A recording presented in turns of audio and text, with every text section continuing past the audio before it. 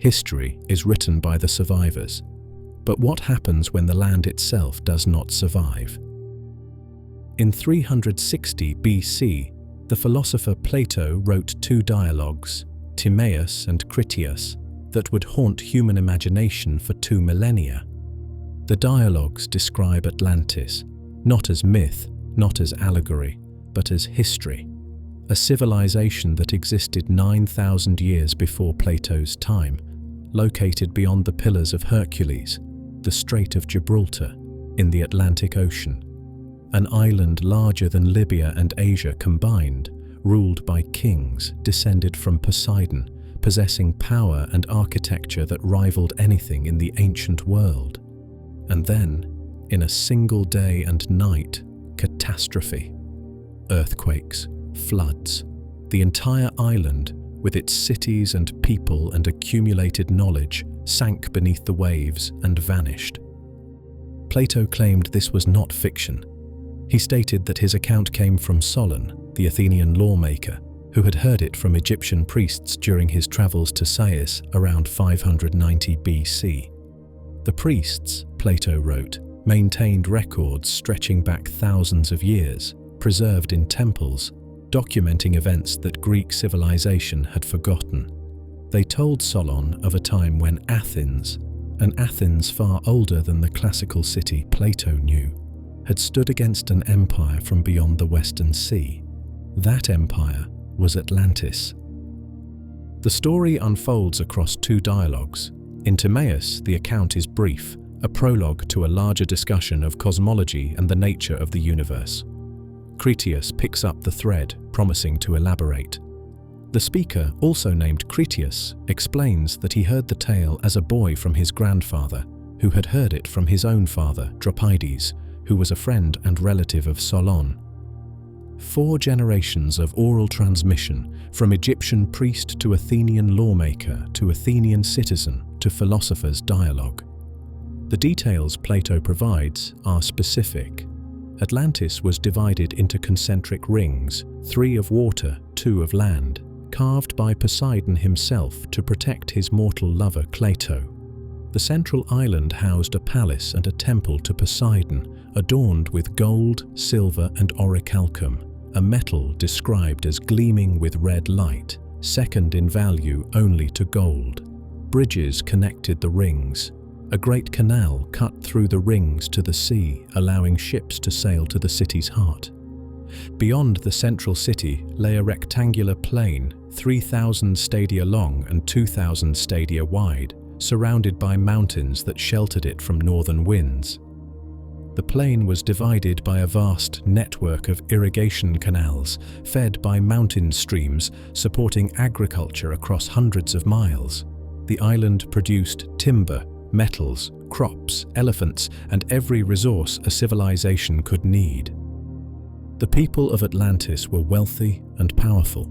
They controlled the island and many others nearby. Their influence extended to the shores of Libya, as far as Egypt, and to Europe, as far as Tyrrhenia, modern-day Tuscany. They maintained a large navy and army. Their reach was vast, their ambition unchecked. For generations, the Atlanteans were virtuous. The divine nature inherited from Poseidon guided them. They lived according to laws inscribed on a pillar of orichalcum in the temple, laws that governed their conduct and their relations with one another. Every 5 or 6 years, the 10 kings of Atlantis, descendants of Poseidon's 10 sons, would gather to judge disputes, reaffirm the laws, and sacrifice a bull whose blood was poured over the sacred pillar. The civilization endured for many generations. Then the divine nature began to fade. The mortal part, Plato writes, grew strong and overcame the rest. The Atlanteans became ambitious, greedy, corrupt. They sought to extend their empire further, to subjugate all the lands of the Mediterranean. Athens, according to the Egyptian account relayed by Plato, stood against them. Pre-classical Athens, a city far older than the Athens of recorded history, a city whose existence had been forgotten except in the memories of Egyptian priests. This ancient Athens led a coalition of Mediterranean peoples and repelled the Atlantean invasion. The battle was fierce. Athens triumphed. And then the gods intervened. Zeus, witnessing the corruption of Atlantis, decided to punish the island. Violent earthquakes shook the earth. Floods swept across the land. In a single day and night of misfortune, the entire Athenian army, victorious but exhausted, sank into the ground. Atlantis, at the same moment, disappeared beneath the sea. Plato's account ends abruptly. The dialogue Critias, which was meant to elaborate the story, breaks off mid-sentence. Whether Plato never finished it or whether the ending was lost, no one knows. What survives is a fragment, a vivid description of a drowned empire, a cautionary tale about hubris and divine judgment, and a mystery that has never been solved. For 2,000 years, readers have asked the same question. Was Plato inventing a philosophical parable about the dangers of imperial ambition? Or was he recounting something real? The philosophers of later antiquity took the story seriously. Some placed Atlantis in the Atlantic, as Plato described. Others speculated that it had been in the Mediterranean, perhaps Crete, perhaps Thera, destroyed by the eruption of Santorini. Still others believed the tale was allegory, that Atlantis represented an ideal state corrupted by moral decay, a warning to Athens about its own imperial ambitions. In the centuries that followed, Atlantis slipped in and out of intellectual fashion. Medieval scholars largely ignored it, preferring biblical accounts of world history. Renaissance thinkers rediscovered Plato's texts and debated the story's veracity. The discovery of the Americas in the late 15th century sparked new theories. Perhaps Atlantis had been a real landmass in the Atlantic, now sunken, which ancient peoples had known and lost. By the 19th century, Atlantis had entered popular imagination. Ignatius Donnelly, an American congressman and amateur archaeologist, published Atlantis, the Antediluvian World in 1882, arguing that Atlantis was a real prehistoric civilization, the cradle of all subsequent cultures. His book was a bestseller, blending genuine archaeology with wild speculation, giving new life to the legend. In the 20th century, occultists, mystics, and pseudo-archaeologists embraced Atlantis as the homeland of lost wisdom, advanced technology, even extraterrestrial contact. The story mutated, embellished beyond recognition, detached from Plato's relatively restrained account. Atlantis became whatever people wanted it to be, a utopia, a warning, a fantasy, a lie. Yet the core question remains. Plato presented the story as fact. He invoked the authority of Solon, one of Athens' most respected lawgivers, a man known for his integrity. He cited Egyptian priests, whose records were acknowledged even by Greeks to be ancient and comprehensive. He provided details, measurements, geography, social structure, as if describing a real place.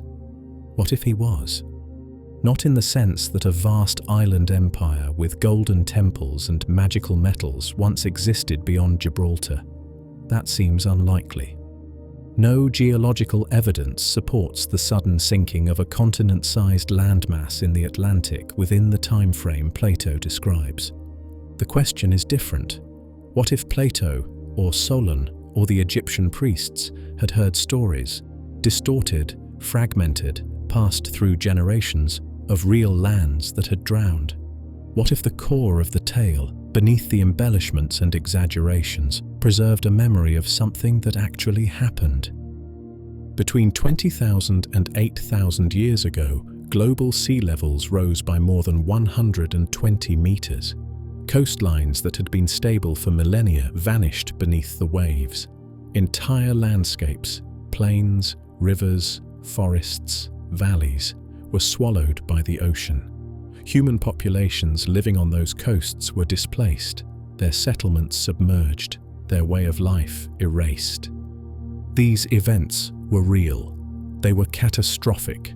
They were witnessed by humans who survived and carried the memory forward. Could those memories, transmitted across hundreds of generations, become the legends of drowned lands? Could Sundaland, Doggerland, Beringia, real places now underwater, be the ancestors of Atlantis? Plato could not have known about ice age sea level changes. Geology as a science did not exist in his time. He could not have known that continents moved, that ice sheets melted, that the shape of the world's coastlines had been radically different only a few thousand years before his birth.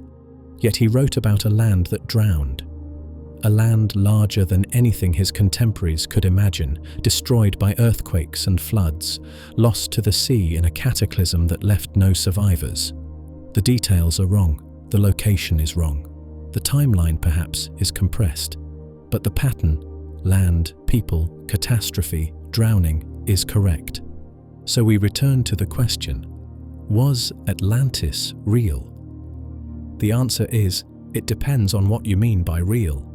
If real means precisely as Plato described, a circular city with golden temples ruled by demigods, destroyed in a single day 9,000 years before 360 BC, then know that Atlantis never existed.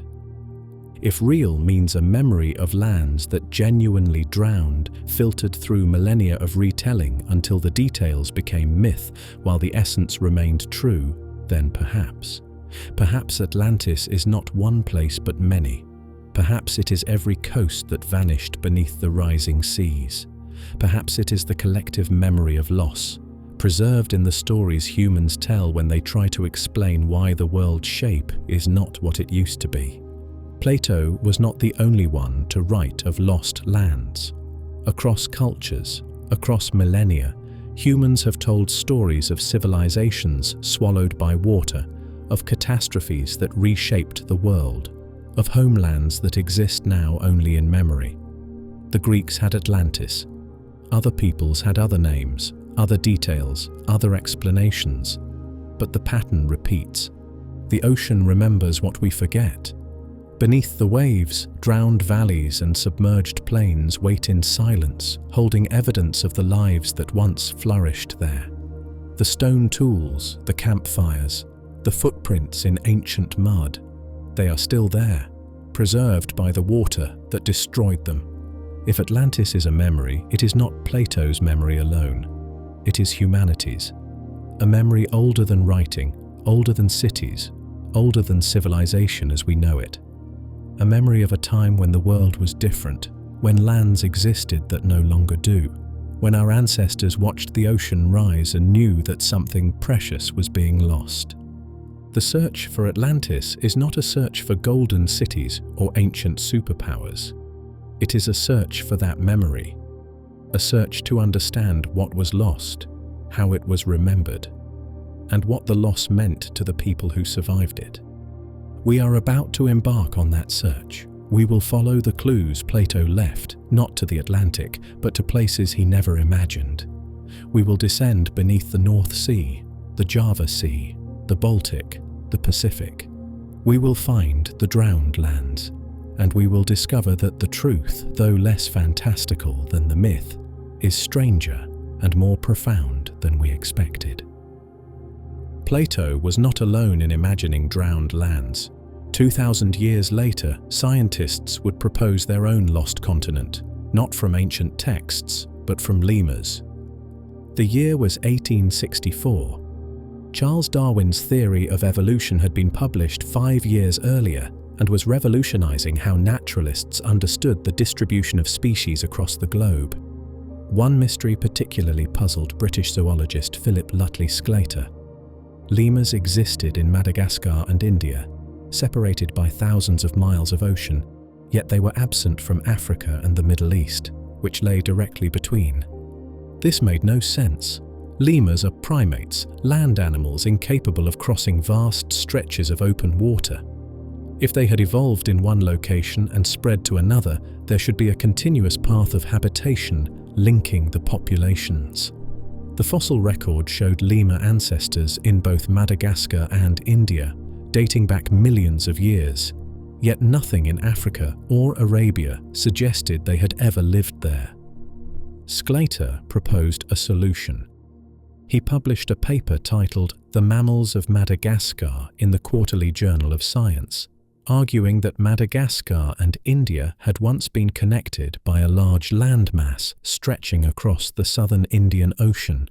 This continent, he suggested, had broken apart and mostly sunk beneath the waves, leaving only Madagascar, India, and a few smaller islands as remnants. The lemurs had lived on this lost continent, dispersing across its extent, and when the land fragmented, their populations became isolated on the surviving islands. He named the hypothetical continent Lemuria, after the animals whose distribution it was meant to explain. The theory was not unusual for its time. In the mid-19th century, before the acceptance of continental drift, geologists and biologists frequently proposed sunken land bridges to account for similarities in flora and fauna across regions now separated by water. The idea that continents could rise and fall, that land bridges could appear and disappear, was common speculation. Sclater's Lemuria was one of many such hypotheses. 6 years later, German biologist Ernst Haeckel expanded the theory in a direction Sclater had not intended.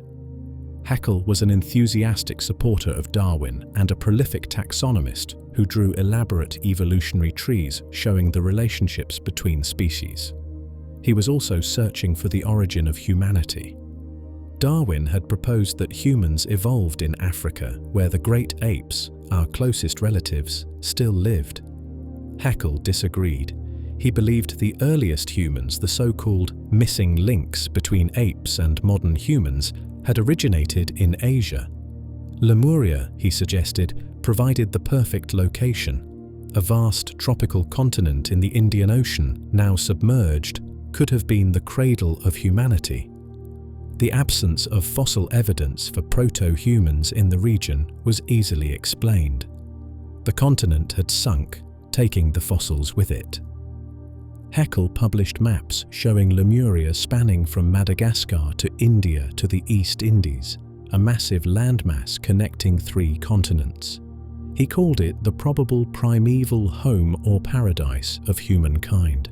His ideas were taken seriously by many scientists of his era. The search for human origins was in its infancy, and Lemuria offered a convenient explanation for gaps in the fossil record. Then the theory left science and entered mysticism. In 1888, Helena Petrovna Blavatsky, founder of the Theosophical Society, published The Secret Doctrine, a sprawling work of esoteric philosophy that claimed to reveal the hidden history of humanity. Blavatsky incorporated Lemuria into her cosmology, asserting that it was the homeland of the third root race, one of 7 stages in the spiritual evolution of humankind. According to Blavatsky, the Lemurians were not ordinary humans. They were giants, 15 feet tall, with 4 arms and a third eye in the center of their foreheads. They were hermaphrodites who reproduced by laying eggs. They lived alongside dinosaurs and possessed psychic abilities, telepathy, astral projection, teleportation.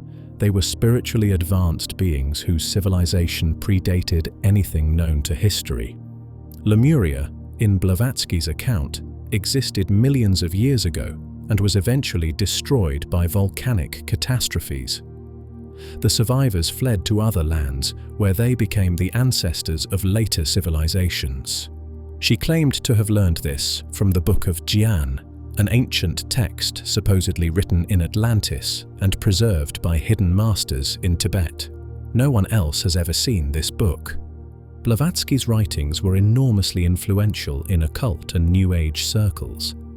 Her vision of Lemuria as a lost spiritual paradise captured imaginations in a way that Sclater's dry biogeographical hypothesis never had. Lemuria became more than a scientific theory. It became a mythology, a focus for esoteric speculation, a symbol of lost wisdom and forgotten power. In the early 20th century, British-American writer James Churchward took the legend further. Beginning with the lost continent of Mu, the motherland of man, in 1926, Churchward published a series of books describing a vast Pacific continent called Mu, a name he borrowed from earlier speculations about Atlantis and conflated with Lemuria. Churchward claimed he had learned about Mu from ancient tablets shown to him by a temple priest in India during his time as a soldier. These tablets, he said, were written by the Nayakal, the people of Mu, and described a civilization of 64 million people living on a continent 5,000 miles long and 3,000 miles wide. Mu, according to Churchward, was the Garden of Eden, the birthplace of all human civilizations. The Egyptians, Babylonians, Persians, Indians, and Mayans were all descendants of refugees from Mu. The continent, Churchward wrote, was destroyed around 10,000 BC by a series of volcanic eruptions and earthquakes that caused the land to sink beneath the Pacific Ocean in a single cataclysmic day. He provided maps, diagrams, and elaborate descriptions of Mu's culture, architecture, and technology. The Muans lived in homes with transparent roofs. They practiced telepathy. They lived for hundreds of years. They understood the secrets of the cosmos. None of this was supported by evidence. The tablets Churchward claimed to have seen were never produced. The Nakal language he described has no historical basis. His maps of Mu do not correspond to any known geological features. Modern oceanography has mapped the Pacific floor extensively. There is no sunken continent there. The ocean floor in that region is ancient, stable, and shows no sign of recent submergence. Churchward's books were bestsellers nonetheless.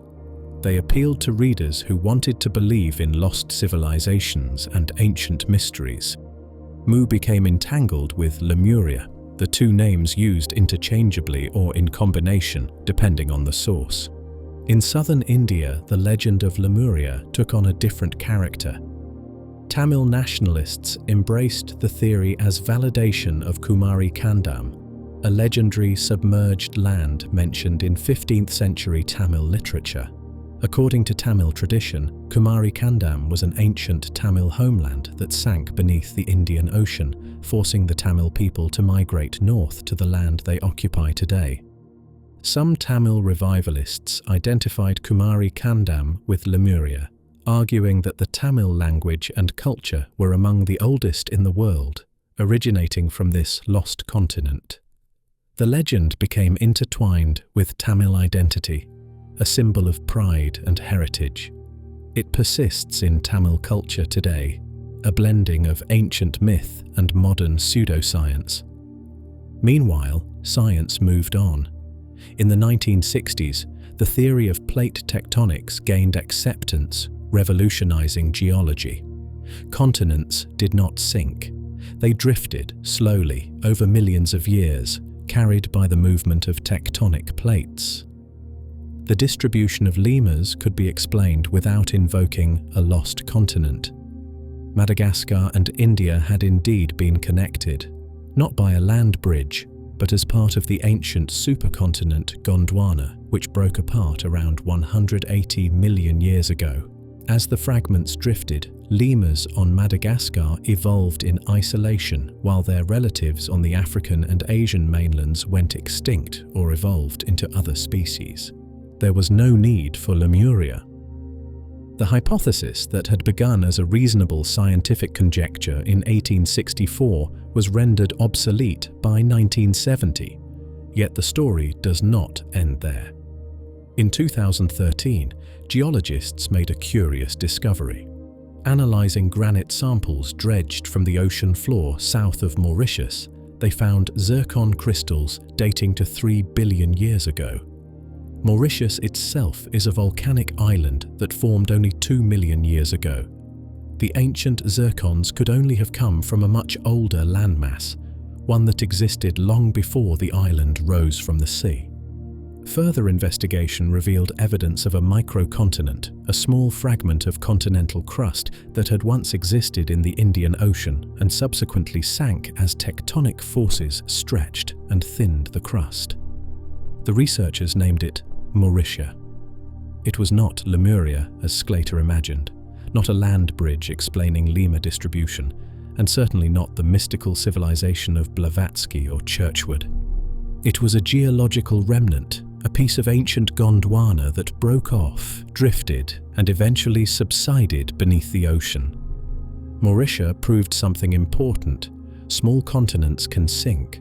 Under the right geological conditions, fragments of continental crust can be pulled below sea level.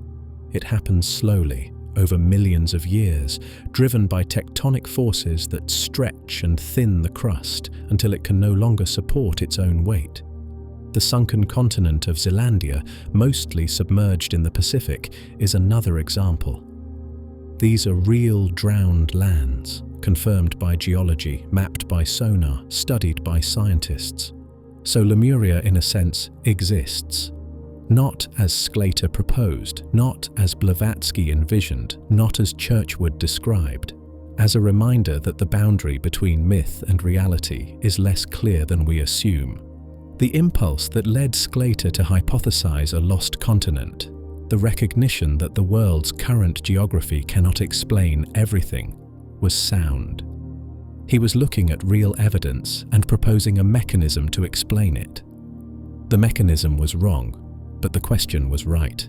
The mystics and pseudo-archaeologists who followed took the name and discarded the science, building elaborate fantasies on a foundation of lemurs and land bridges. They were wrong about nearly everything. Yet their instinct that something significant had been lost, that the past contained mysteries worth pursuing, was not entirely misplaced. The ocean does hide lost lands. Continents have sunk, coastlines have drowned. Human civilizations have been displaced by rising seas. These are facts confirmed by geology and archaeology. The challenge is separating the facts from the fiction, the drowned plains from the imagined utopias, the real catastrophes from the invented cataclysms. Lemuria, the scientific hypothesis, is dead. Lemuria, the myth, endures. It endures in Tamil culture, in New Age bookstores, in online forums and meditation retreats. It endures because humans want to believe that the world was once different, that knowledge was lost, that mysteries remain. And in a way, they are right. The world was different, knowledge was lost. Mysteries do remain, just not the mysteries they imagine. As Lemuria faded from science but flourished in imagination, other lost land theories emerged. Across the world, cultures told stories of homelands swallowed by the sea, of great floods that reshaped the earth, of ancestors who survived catastrophe and carried forward the memory of what was lost. Some of these stories are pure invention. Others may preserve fragments of truth. To understand which, we must look at the stories themselves, not as Blavatsky interpreted them through the lens of occult doctrine, but as what they are, human attempts to remember, to explain, to make sense of a world that has changed more than we realize. These stories exist everywhere, on every continent, among peoples separated by oceans and millennia. The pattern repeats: a great flood, a world drowned, a handful of survivors, the memory of something lost. The most familiar version in the West is Noah's Ark. In the book of Genesis, God observes that humanity has become wicked and decides to destroy the world with a flood. Only Noah, a righteous man, is spared. God instructs him to build an ark, to gather his family and pairs of every animal, and to wait. The rain falls for 40 days and 40 nights. The waters rise until even the highest mountains are submerged. Everything that breathes air dies. After months adrift, the ark comes to rest on Mount Ararat. Noah sends out a dove which returns with an olive branch, signaling that the waters have receded. The world begins again. The biblical flood is not the oldest version of this story. 2,000 years before Genesis was written, the Sumerians carved the Epic of Gilgamesh into clay tablets. In that tale, the hero Gilgamesh seeks immortality and meets Utnapishtim, a man who survived a great flood sent by the gods. Utnapishtim recounts how the gods, disturbed by the noise of humanity, decided to wipe out civilization with a deluge. The god Ea warned Utnapishtim in a dream, instructing him to tear down his house, build a boat, and load it with the seed of all living things. Utnapishtim obeyed. The storm came, lasting 6 days and 6 nights, so fierce that even the gods were terrified. When the waters subsided, the boat grounded on a mountain. Utnapishtim released birds to search for land. Eventually, dry ground appeared, and he made offerings to the gods. The parallels to Noah's story are unmistakable. Scholars have long noted that the Genesis flood narrative likely borrowed from or shared a common source with the Mesopotamian tradition. The details differ: 7 days versus 40, a boat versus an ark, Mount Nisir versus Mount Ararat, but the structure is identical. Righteous man warned by deity, boat built, animals saved, flood destroys world, survivors repopulate earth. Halfway around the world, Hindu tradition tells of Matsya, the fish avatar of Vishnu. A king named Manu finds a small fish and saves it from being eaten by larger fish. The fish grows enormous and reveals itself as Vishnu. Matsya warns Manu that a great flood will destroy the world. He instructs Manu to build a boat and gather seeds of all plants, pairs of all animals, and the 7 sages. The flood comes. Matsya pulls the boat through the raging waters using a rope tied to his horn. When the waters recede, the boat comes to rest on a mountaintop. Manu and his companions are the sole survivors. From them, humanity is reborn.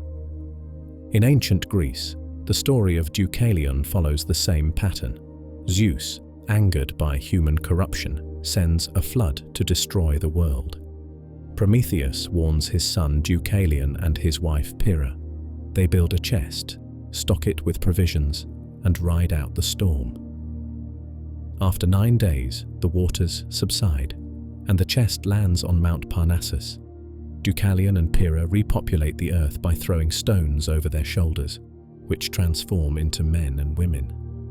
The Aztecs told of Coxcox, who survived a great flood sent by the gods to cleanse the earth of corruption. Coxcox and his wife floated in a hollowed-out cypress log until the waters receded. They landed on a mountain and became the ancestors of all future peoples. In China, the legend of Gunyu describes a massive flood that inundated the land for generations. The emperor ordered Gun to control the waters. Gun failed and was executed. His son Yu succeeded, carving channels and building dikes, finally taming the flood after 13 years of labor. The people celebrated Yu as a hero, and he became the founder of the Xia dynasty. Indigenous peoples of North America have their own flood stories. The Ojibwe tell of a time when the world was covered with water, and Nanabojo, a trickster spirit, recreated the land with the help of animals who dove to the bottom of the flood to retrieve mud. The Haida of the Pacific Northwest recount a great flood from which only those who fled to mountaintops in canoes survived. In South America, the Miska people of Colombia speak of Chibchacum, who flooded the Bogotá savanna in anger. The god Bochica appeared and struck the rocks with his staff, creating the Tequendama Falls and draining the flood. The list goes on. Across Africa, Australia, Polynesia, Southeast Asia, flood myths appear in nearly every culture's oral tradition. The details vary, the names change, the gods differ, but the core remains consistent. The world was once destroyed by water. A few people survived, and from them, the world was reborn. For centuries, scholars dismissed these stories as purely mythological, either independent inventions reflecting universal human anxieties about water and survival, or evidence of cultural diffusion from a single source. Some argued that all flood myths descended from the biblical account, spread by missionaries and traders. Others proposed that they arose independently, each culture creating its own explanation for local floods, storms, and natural disasters. Then researchers began examining Aboriginal Australian oral traditions more carefully. What they found was extraordinary. Aboriginal Australians have lived on the continent for at least 65,000 years, making them one of the oldest continuous cultures on Earth. Their oral traditions, passed down through generations via songs, stories, and ritual, contain detailed descriptions of landscapes, events, and ecological changes. For most of history, outsiders dismissed these stories as myth or legend, interesting folklore, but not reliable history. That changed when geologists started comparing the stories to the geological record. One example, the Narunga people of South Australia tell stories of a time when Kangaroo Island was connected to the mainland, when people could walk across without boats. Geological evidence confirms that Kangaroo Island was indeed connected to the mainland during the last ice age, separated only when sea levels rose around 9,000 years ago. The oral tradition accurately preserved a memory of a landscape that had not existed for 90 centuries. Another, the Yolngu people of northern Australia describe a time when the land extended far to the north, where islands now stand. Bathymetric surveys of the seafloor reveal drowned river valleys and coastal plains, submerged when sea levels rose after the Ice Age. The stories match the geology. Perhaps the most striking case involves Spencer Gulf in South Australia. Multiple Aboriginal groups in the region tell of a time when Spencer Gulf did not exist, when the area was dry land that people lived on and hunted across. According to the stories, the sea flooded the land, creating the Gulf. Geological studies confirm that Spencer Gulf was dry during the last ice age and was inundated by rising seas approximately 10,000 years ago. The oral tradition remembered an event that occurred 100 centuries in the past. These are not vague, symbolic myths. They are detailed, geographically specific accounts of real environmental changes, preserved with remarkable accuracy across more than 400 human generations. The mechanism for this preservation lies in the structure of Aboriginal knowledge systems. Information is encoded in songlines, sung narratives that describe landscapes and journeys. Knowledge is reinforced through ritual, repeated annually or seasonally, anchored to physical landmarks. Elders teach the young, emphasizing exact repetition, ensuring that the knowledge passes intact from one generation to the next. The implications are profound. If Aboriginal Australians preserved accurate memories of events 10,000 years ago, then other cultures might have done the same.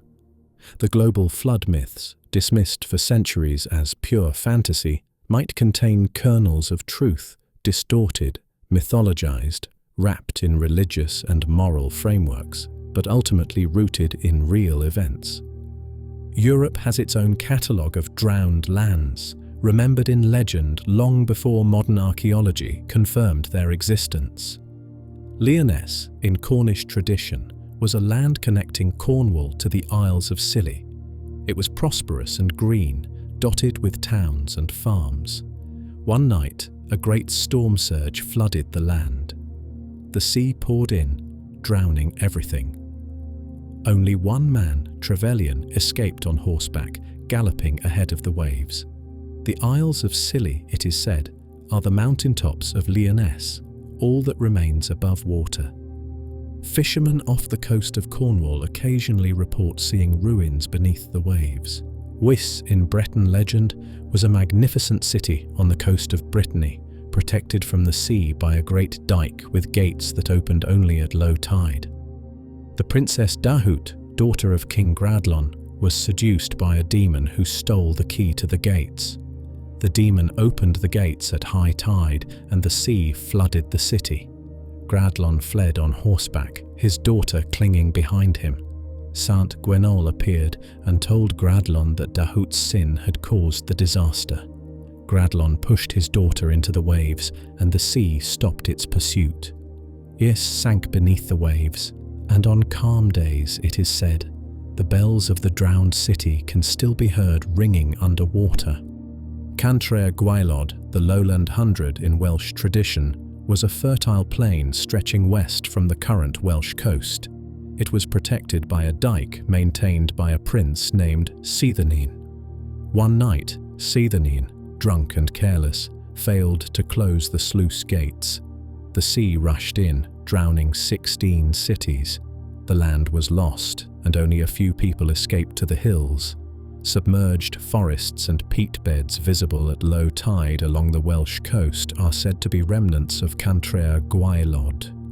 Hy Brasil in Irish legend was an island that appeared off the west coast of Ireland once every 7 years, shrouded in mist. It was a land of plenty, inhabited by advanced people. Sailors searched for it for centuries. Maps from the 14th to the 19th century show Hy Brasil west of Ireland, a circular island divided by a channel. No such island exists today. These stories were dismissed as folklore for centuries. Then, in the late 20th and early 21st centuries, underwater archaeology began finding evidence. Submerged forests off the coasts of Wales, Cornwall and Brittany, dating to the post-glacial period when sea levels rose. Stone structures underwater, remnants of fish traps or walls. Peat deposits and tree stumps revealed at low tide, proof that these areas were once dry land. In 2024, divers exploring waters off the coast of Brittany near the Ile de Seine confirmed a 7,000-year-old stone wall submerged 9 meters below the surface. The structure is 120 meters long, built from carefully placed stones. It predates the Roman presence in the region by millennia. Some researchers speculate it was part of a fish weir or a protective barrier for a coastal settlement. The discovery reignited interest in the legend of Wyses. Was Ys a memory of real coastal communities drowned when the sea rose? The pattern is unmistakable. Cultures around the world tell stories of floods, drowned lands, and lost homelands. Some of these stories are demonstrably accurate. Aboriginal Australians remembered landscapes that vanished 10,000 years ago. European legends of submerged cities and drowned coasts align with archaeological evidence of post-glacial flooding. Not all flood myths are memories of Ice Age sea level rise. Some describe local events, river floods, storm surges, tsunamis. Others are purely symbolic, moral tales about divine judgment and human hubris. Sorting the historical from the invented is difficult, perhaps impossible, without corroborating evidence from geology and archaeology. What is clear is that humans witnessed catastrophic changes to their environment, and they remembered. They encoded the memory in stories, songs, and rituals.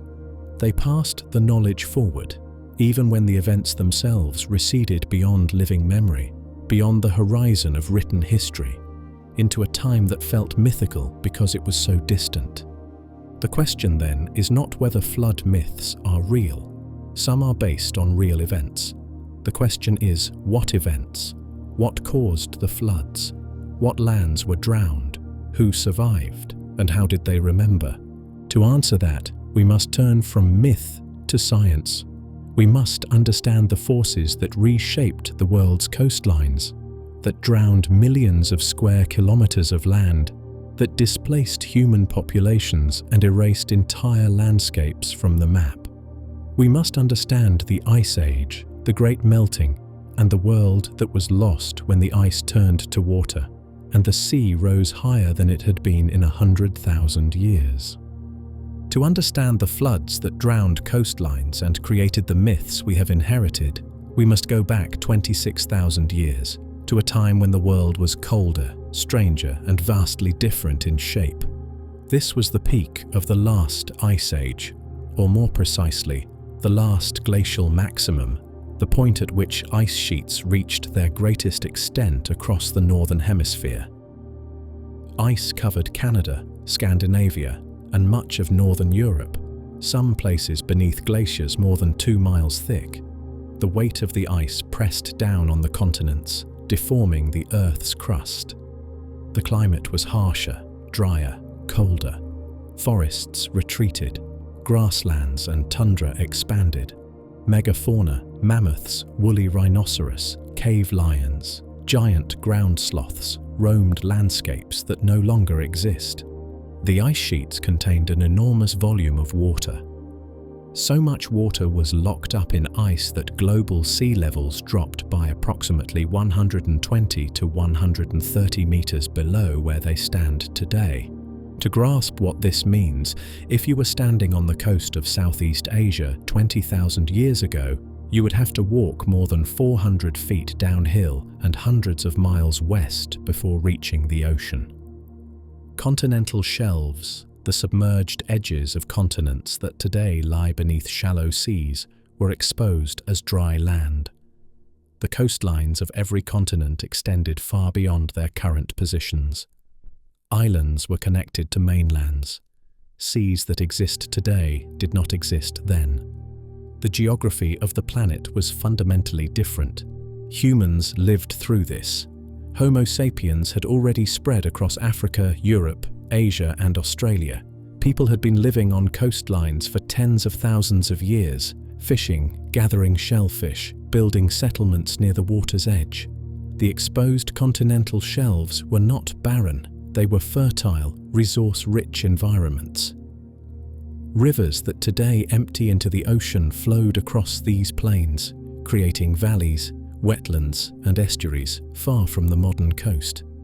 These were prime territories for human habitation. Then the ice began to melt. The transition out of the last glacial maximum started around 18,000 years ago.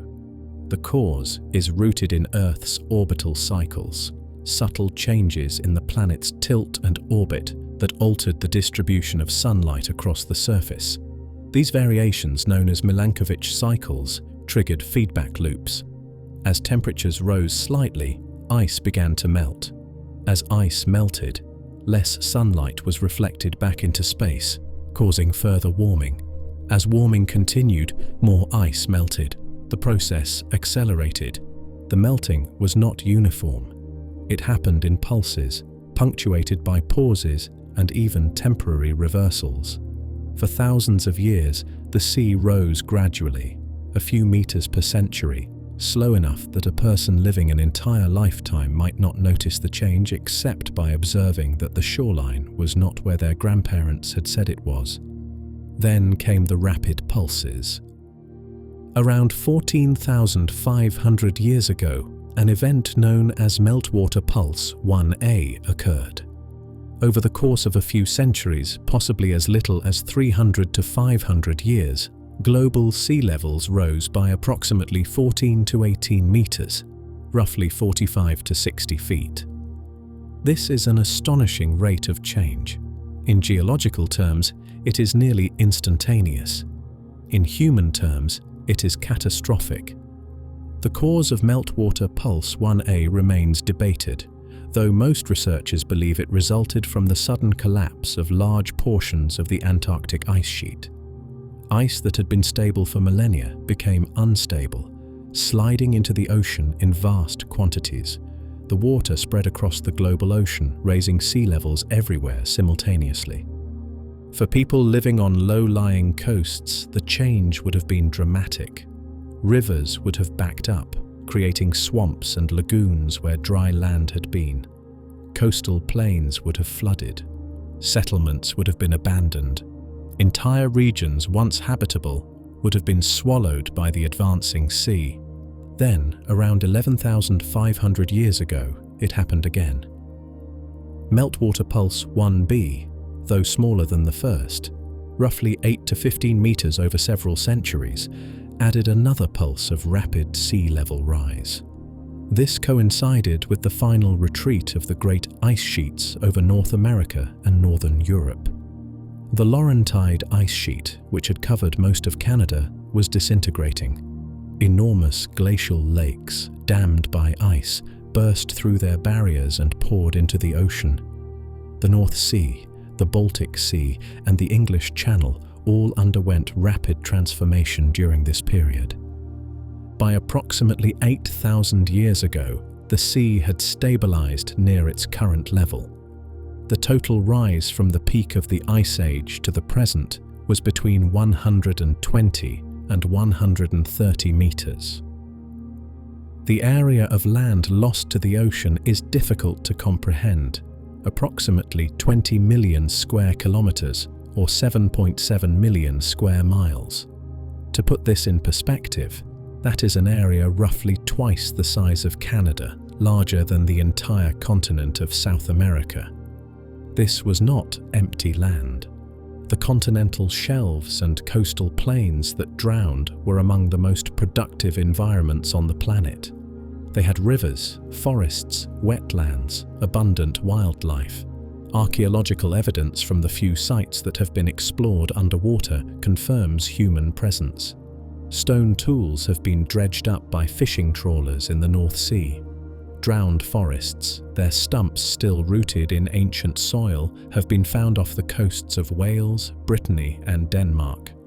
Shell middens, piles of discarded shells from human meals, lie submerged off the coast of Florida, California, and Southeast Asia.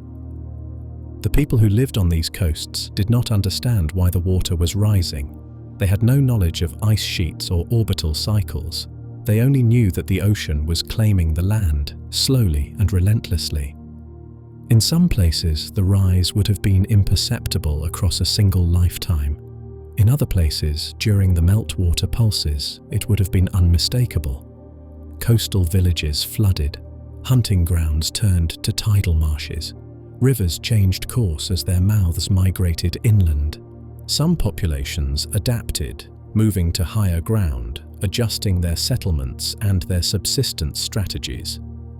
Others were displaced entirely, forced to migrate into regions already occupied by other groups, creating conflicts, blending cultures, or disappearing from the archaeological record altogether. The genetic and linguistic diversity of human populations today bears traces of these migrations, though the details are difficult to reconstruct. What we can say with certainty is this: humans witnessed the drowning of the world. They lived through the transformation of coastlines, the submergence of lands they had known, the loss of territories that had sustained their ancestors for generations. They experienced events that, to them, must have seemed apocalyptic, the kind of changes that shake a society's sense of stability and permanence. And they remembered. Not perfectly. Not with dates and measurements. Not with scientific understanding of glaciers and orbital mechanics. They remembered in the way humans remember, through stories, through accounts of ancestors who survived great floods, through legends of lands that once existed and then vanished, through myths of divine anger and judgment, of punishment and survival, of a world remade by water. The question posed at the end of the previous chapter, could real floods become myths, can now be answered. Yes, the floods were real, the scale was enormous, the human impact was profound. The timeline aligns. Between 20,000 and 8,000 years ago, during the period of maximum sea level rise, humans were living on coasts that no longer exist. They were displaced by rising water. They survived and carried forward the memory. The details mutated over time. Names changed. Gods were invoked to explain the inexplicable. Specific locations were forgotten or conflated with others. Timelines compressed. Events that unfolded over millennia were remembered as happening in a single day and night. This is how oral tradition works. The pattern is preserved, the precision is lost. Some myths are more accurate than others. Aboriginal Australians, as we have seen, preserved remarkably detailed memories across 10,000 years.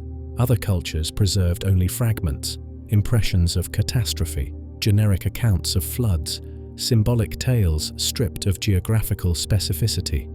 Plato's Atlantis, in this light, takes on new meaning, not as a literal account of a circular island beyond Gibraltar, but as a distorted memory of drowned lands transmitted through generations, embellished with details from Egyptian or Minoan architecture, given narrative coherence by Plato's philosophical concerns, and preserved in texts that would outlive the original oral tradition by millennia. Lemuria, similarly, can be understood as a 19th century attempt to explain real biogeographical puzzles. Puzzles that arose because the world had indeed been different in the past. The mechanism Sclater proposed was wrong, but the intuition that lands had existed and then vanished was not entirely misguided. The global flood myths, taken together, are humanity's collective memory of the end of the Ice Age. They are imperfect, fragmented, overlaid with religious and moral meaning. But at their core they preserve something true. The world was drowned, and we survived. Now we turn from myth and theory to evidence. The continental shelves are not entirely unmapped. Underwater archaeology, though still in its infancy, has begun to reveal the drowned world. And what has been found confirms what the myths suggested. There were lands, there were people, and the ocean took them. The challenge is not proving that sea levels rose. That is established science. The challenge is finding the specific places that were drowned, understanding who lived there, and reconstructing what was lost. This is the work of the next section. We will visit the real drowned lands: Sundaland, Doggerland, Zealandia, Beringia. We will examine the evidence, recent and emerging, that brings these lost worlds into focus. And we will begin to see Atlantis not as fiction, but as memory. Memory of a catastrophe so vast that it entered the stories of every culture that survived it. The first land we visit is one that most people have never heard of, though it was once larger than India. Sundaland stretched across what is now the Java Sea, the Gulf of Thailand, and the southern South China Sea. At the peak of the last ice age, when sea levels were more than 100 meters lower than today, Sundaland connected the Malay Peninsula with Sumatra, Java, Borneo, and Bali. These islands, now separated by shallow seas, were part of a single continuous landmass. The coastline extended hundreds of kilometers beyond its current position. The total area of exposed land was approximately 1.85 million square kilometers, an area roughly the size of Mexico. This was not tundra or barren steppe. Sundaland was tropical, warm, and extraordinarily fertile. Rainforests covered much of the land. Rivers flowed from the mountains of Sumatra and Borneo, carving valleys through the plains and emptying into the ocean far to the north and west of the present shorelines. Wetlands, estuaries, and coastal mangroves created rich habitats for fish, birds, and aquatic animals. The biodiversity was immense. The land supported megafauna. Stegodons, relatives of elephants, smaller and adapted to island environments, roamed the forests. Tigers, rhinoceroses, orangutans, and a host of other species lived in ecosystems that no longer exist in their original form. The archaeological record, though fragmentary, suggests that humans had been living in the region for at least 50,000 years, possibly longer. Then the ice began to melt and Sundaland began to drown. The process was gradual at first. As global temperatures rose and ice sheets in the northern hemisphere started to retreat, sea levels crept upward. The coastlines of Sundaland moved inland, year by year, generation by generation.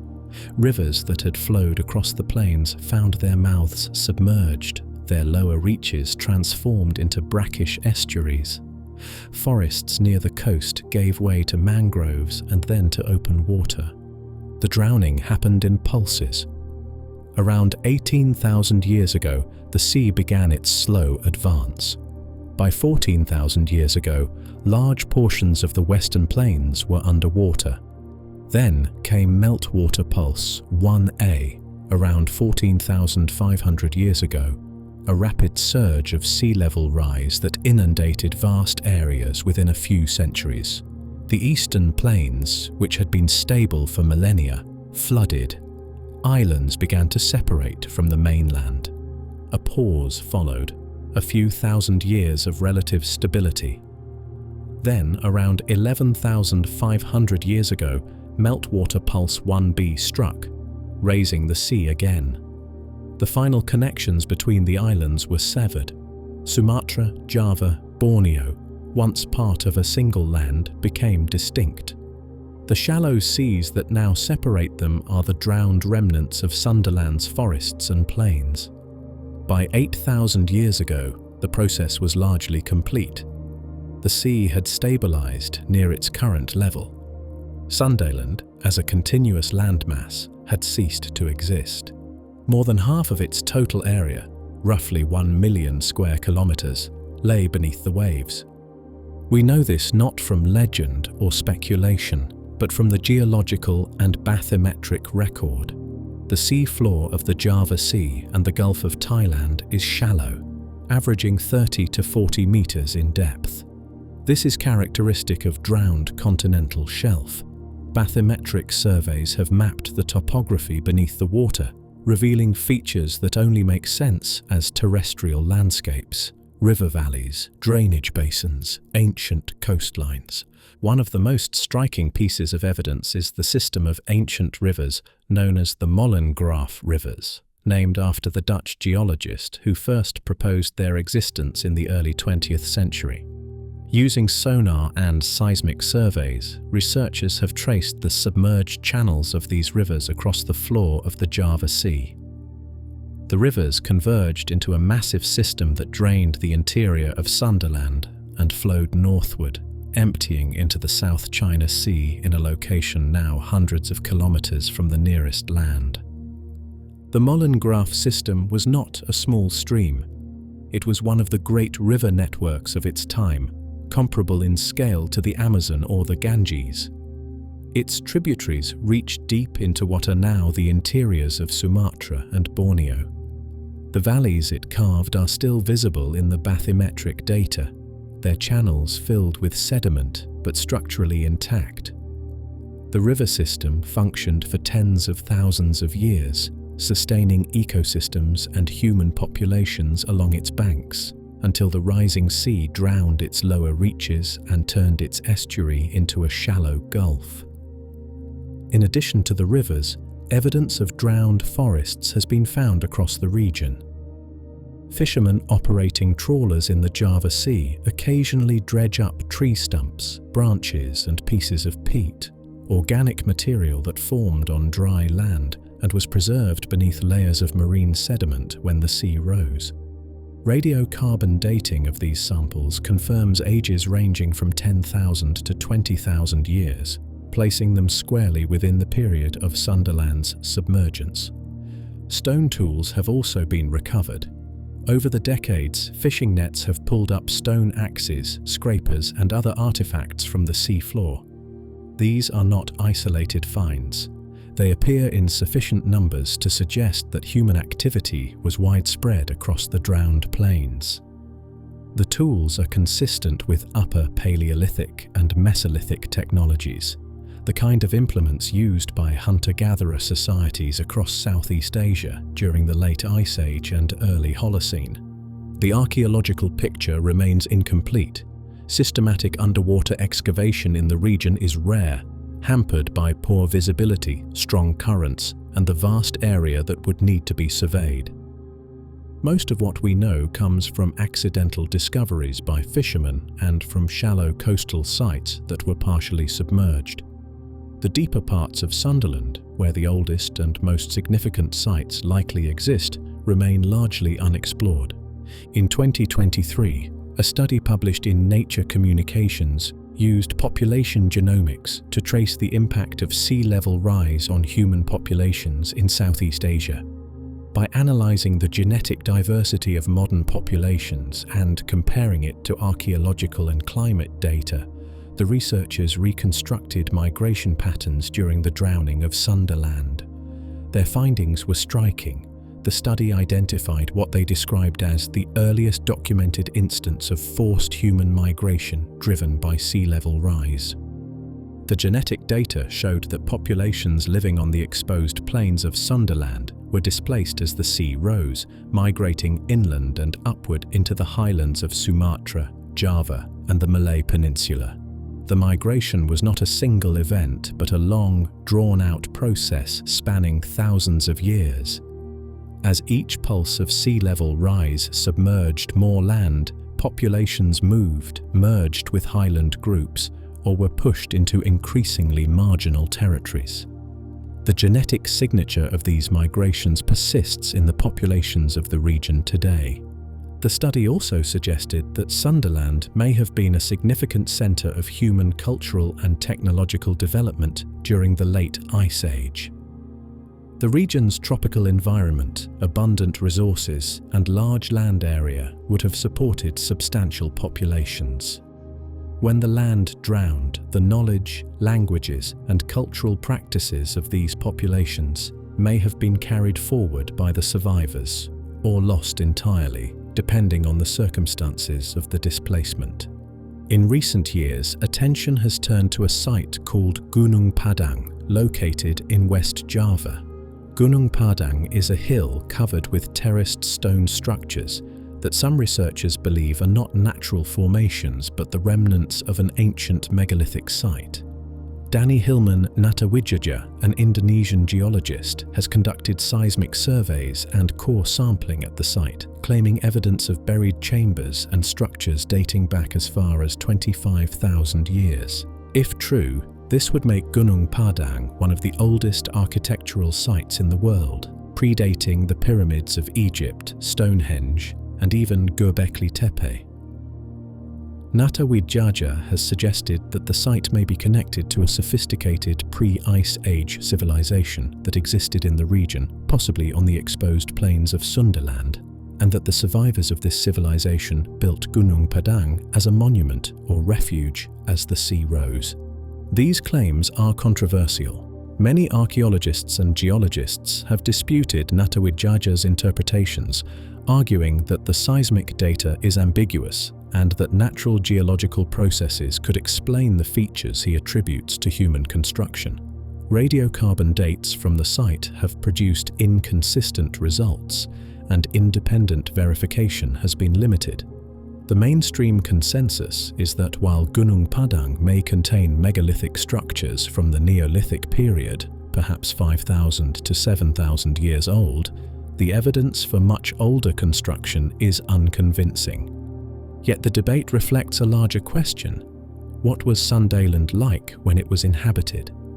Were the populations living there simply dispersed hunter-gatherer groups, living in small bands with portable material culture that left little trace?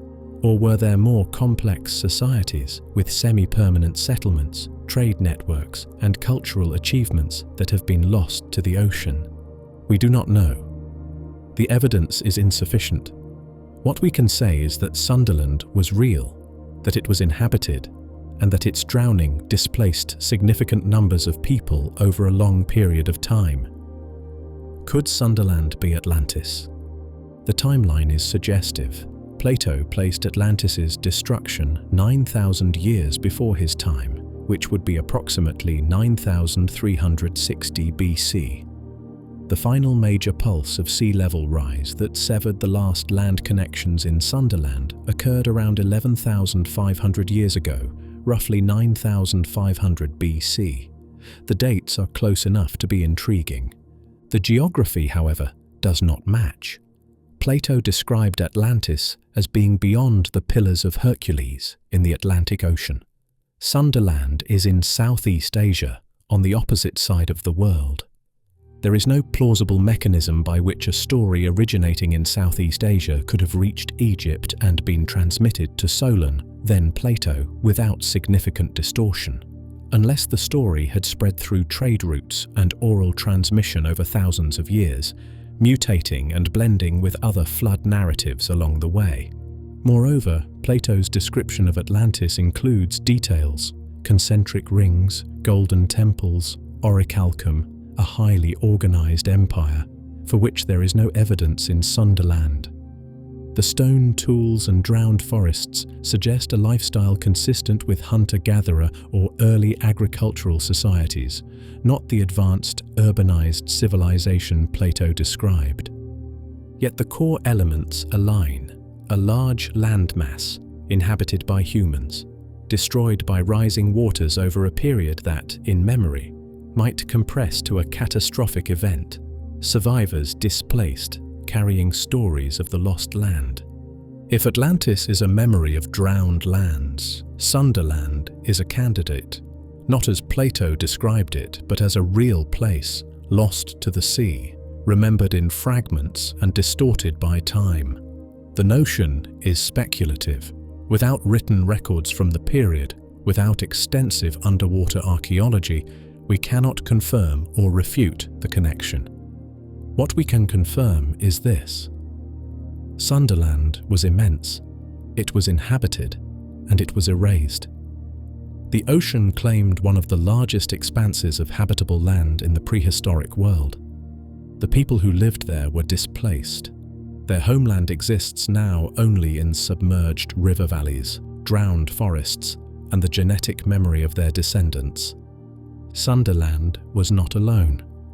Across the world, other lands were drowning at the same time.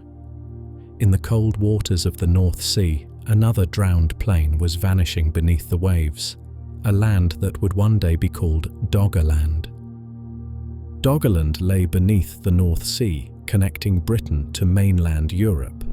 During the last ice age, when glaciers covered Scandinavia and much of northern Europe, Doggerland was not ice but land, a vast plain stretching from the eastern coast of Britain to the shores of Denmark, Germany, and the Netherlands. At its peak, it covered approximately 46,620 square kilometers, an area roughly the size of Denmark itself. The land was low-lying, gently rolling, cut by rivers that drained the meltwaters from the retreating ice sheets to the north. Marshes and wetlands dominated the landscape, interspersed with drier uplands covered in birch and pine forests. The rivers, some of which are now identifiable as submerged channels on sonar maps, flowed westward and northward, emptying into the Atlantic far beyond the current British coastline. Doggerland was exposed around 12,000 years ago as the ice sheets began their final retreat. By 10,000 years ago, it was fully habitable, a temperate environment rich in resources. Herds of red deer, aurochs, and wild boar moved across the plains. Beavers built dams in the rivers. Seals and fish populated the coastal waters and estuaries. Birds migrated through in vast numbers, nesting in the wetlands. For the Mesolithic people who lived there, Doggerland was paradise. It has been called Europe's most prosperous hunting and fishing ground for its time. The coastal position provided access to both terrestrial and marine resources. The wetlands teemed with waterfowl. The forests offered timber, game, and edible plants. The rivers and estuaries were rich in fish, shellfish, and seals. Populations were small by modern standards, dispersed in mobile groups that followed seasonal resources. But by the standards of the Mesolithic, Doggerland was a place of abundance. The people who lived there are known to archaeologists as part of the Maglemosian culture, named after a bog site in Denmark, where characteristic tools and organic artifacts were first discovered. They were hunter-gatherers, skilled in working stone, bone, and wood. They made barbed harpoons from red deer antlers, scrapers and axes from flint, fishhooks from bone. They built shelters, likely temporary structures that could be moved as they followed game and fish. They used boats, dugout canoes or rafts, navigating the rivers and coastlines. We know they lived on Doggerland because they left traces, and those traces are being found. The first significant artifact recovered from Doggerland was discovered in 1931. A fishing trawler named Kalinda was working in the North Sea, about 25 miles off the coast of Norfolk, in water roughly 40 meters deep. The trawl net snagged something, and when hauled up, the crew found a piece of worked bone tangled in the mesh. It was a barbed harpoon point carved from red deer antler with a base designed to be lashed to a wooden shaft. The barbs were sharp, angled to prevent a speared fish or seal from escaping. Radiocarbon dating later placed the harpoon between 8,000 and 10,000 years old. This was not a lost artifact dropped from a boat in recent centuries. It was a tool made and used by people living on dry land that was now beneath the sea. Since then, more finds have emerged. In 2019, divers working with marine archaeologists recovered a hammerstone, a cobble used to strike flakes from flint cores, from the seafloor 40 kilometers off the British coast at a depth of 32 meters. The stone showed clear signs of use, impact scars, fractures consistent with hammering. It was found in sediment layers associated with the late Mesolithic period, roughly the same time as the Kalinda harpoon. Fishing trawlers occasionally pull up mammoth bones, teeth from extinct megafauna, and fossilized wood from the seafloor. But more intriguing are the flint tools, scrapers, blades, cores, that appear with enough regularity to suggest that people were living and working across the plains of Doggerland in significant numbers. In some locations, preserved footprints have been found. In 2013, a team working off the coast of Norfolk discovered a sediment layer containing 39 human footprints, preserved in what had once been a mudflat near the mouth of a river. The prints were dated to approximately 850,000 years ago, far older than Doggerland in its final form, but they demonstrate that the seafloor of the North Sea holds layers of sediment capable of preserving such delicate traces. If footprints from nearly 1 million years ago survived, then footprints from 10,000 years ago might also exist, waiting to be found in the right location. The most significant discovery from Doggerland-era Europe came not from the submerged plain itself, but from waters nearby. In 2024, researchers announced the discovery of a stone wall on the floor of the Baltic Sea, 70 feet underwater, stretching for half a mile. The structure, composed of more than 1,600 carefully placed stones, is estimated to be over 10,000 years old, making it the oldest known hunting structure in Europe.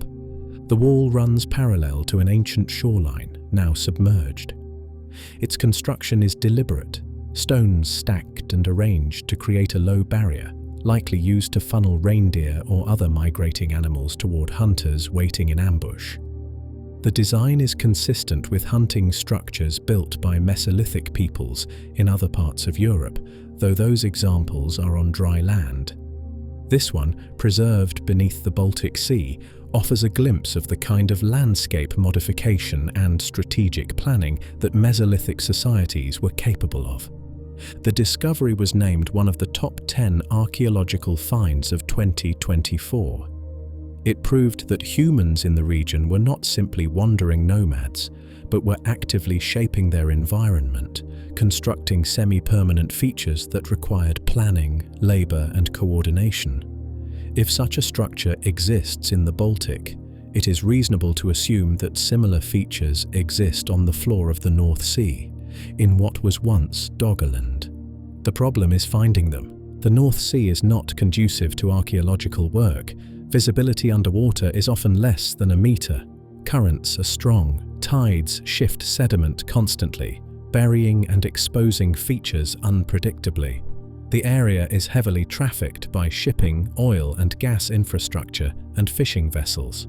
And now, wind farms. Offshore wind energy development is expanding rapidly across the North Sea.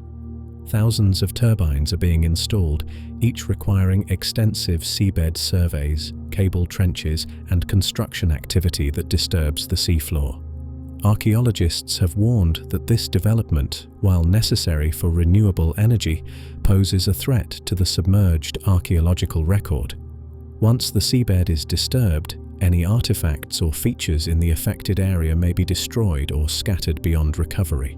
This urgency has driven the creation of the Subnautica project, launched in 2024 with €11.5 million in funding. Subnautica is an international collaboration bringing together archaeologists, geologists, and engineers from universities and research institutions across Europe. The goal is to systematically map and investigate the submerged landscapes of the North Sea, identifying sites of archaeological significance before they are lost to development. The project uses advanced technologies, high-resolution sonar to map the seafloor in 3 dimensions, sub-bottom profiling to detect buried features beneath layers of sediment, and sediment coring to retrieve samples for dating and analysis. Artificial intelligence is being employed to analyze the vast datasets generated by these surveys, identifying patterns and anomalies that might indicate human activity. River channels, ancient coastlines, areas where stone tools are likely to be concentrated. Vince Gaffney, an archaeologist at the University of Bradford and one of the leading figures in Doggerland research, has stated that the team is very close to finding settlements. The sonar data has revealed dozens of potential sites, areas where the topography suggests features like river confluences, lagoons, or elevated ground that would have been attractive to Mesolithic hunters. The next phase involves targeted investigation, diving, coring, and potentially excavation to confirm whether these features are natural or human-made. The race is against time. Wind farm construction is proceeding faster than archaeological surveys can keep pace. Every year, more of the North Sea floor is altered. Subnautica represents an effort to salvage what can be learned before it is too late. Doggerland's final chapter was written not by gradual submergence but by catastrophe. Around 8,200 years ago, a massive underwater landslide occurred off the coast of Norway. The Storegga slide, as it is known, involved an estimated 3,500 cubic kilometers of sediment, mud, clay, and debris that had accumulated on the continental slope over millennia.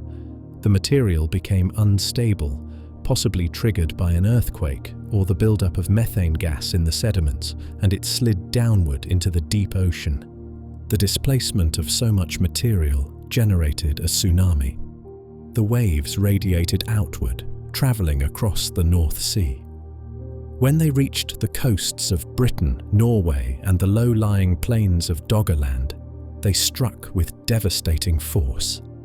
Evidence of the Storegga tsunami has been found at multiple sites around the North Sea.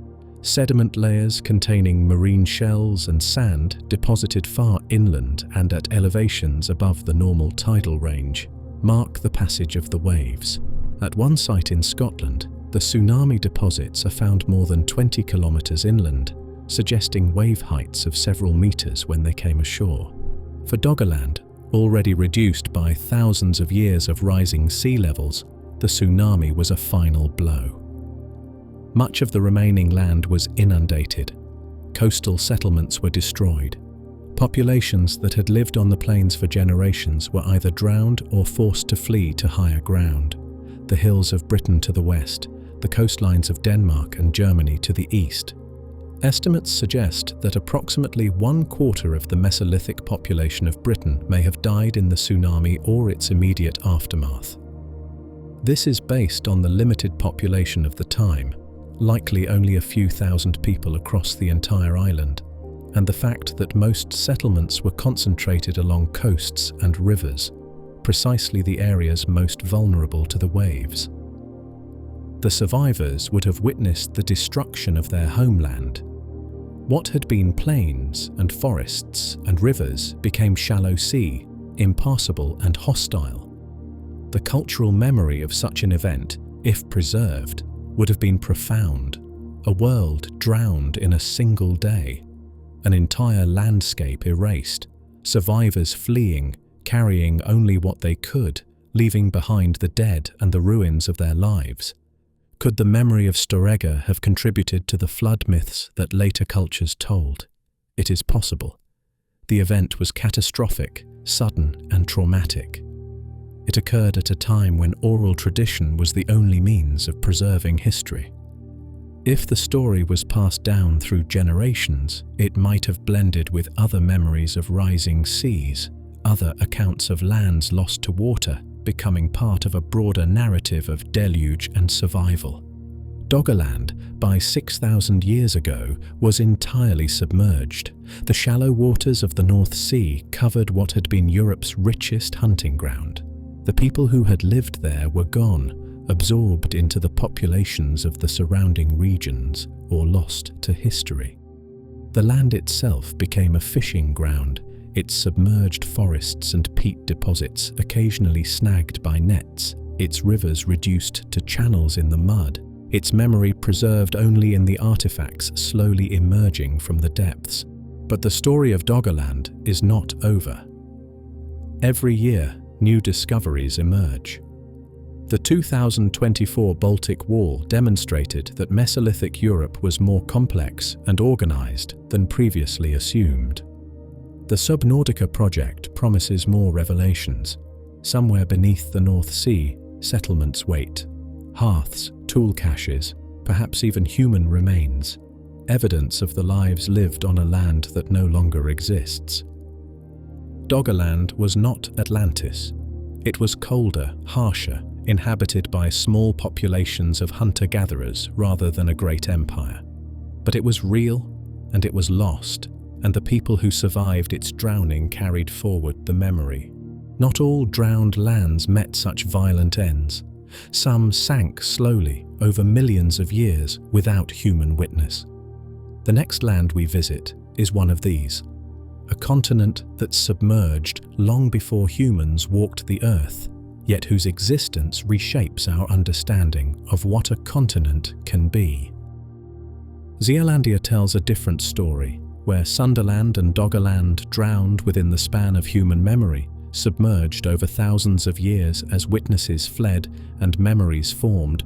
Zealandia sank over tens of millions of years in slow motion, governed not by melting ice but by the inexorable mechanics of plate tectonics. In 2017, a team of geologists formally proposed that Zealandia be recognized as Earth's 8th continent. The proposal was not made lightly. It was the culmination of decades of research, mapping, and analysis of the seafloor beneath the southwestern Pacific Ocean. The argument was straightforward. Zealandia meets all the geological criteria for a continent. It has distinct geology, with continental crust rather than oceanic crust. It has defined boundaries, separate from the surrounding ocean floor. It has a coherent structure, a unified landmass that can be traced across the sea floor. And it is enormous. Zealandia covers approximately 4.9 million square kilometers, an area comparable to the Indian subcontinent, roughly 2/3 the size of Australia. If it were above water, it would be one of the world's largest landmasses, a continent in its own right impossible to overlook. But Zealandia is not above water.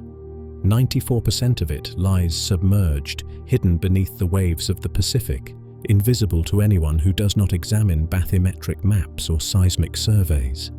What little remains above sea level forms New Zealand, New Caledonia, and a scattering of smaller islands. These are the peaks of Zealandia's mountains, the only parts of the continent that have stayed dry.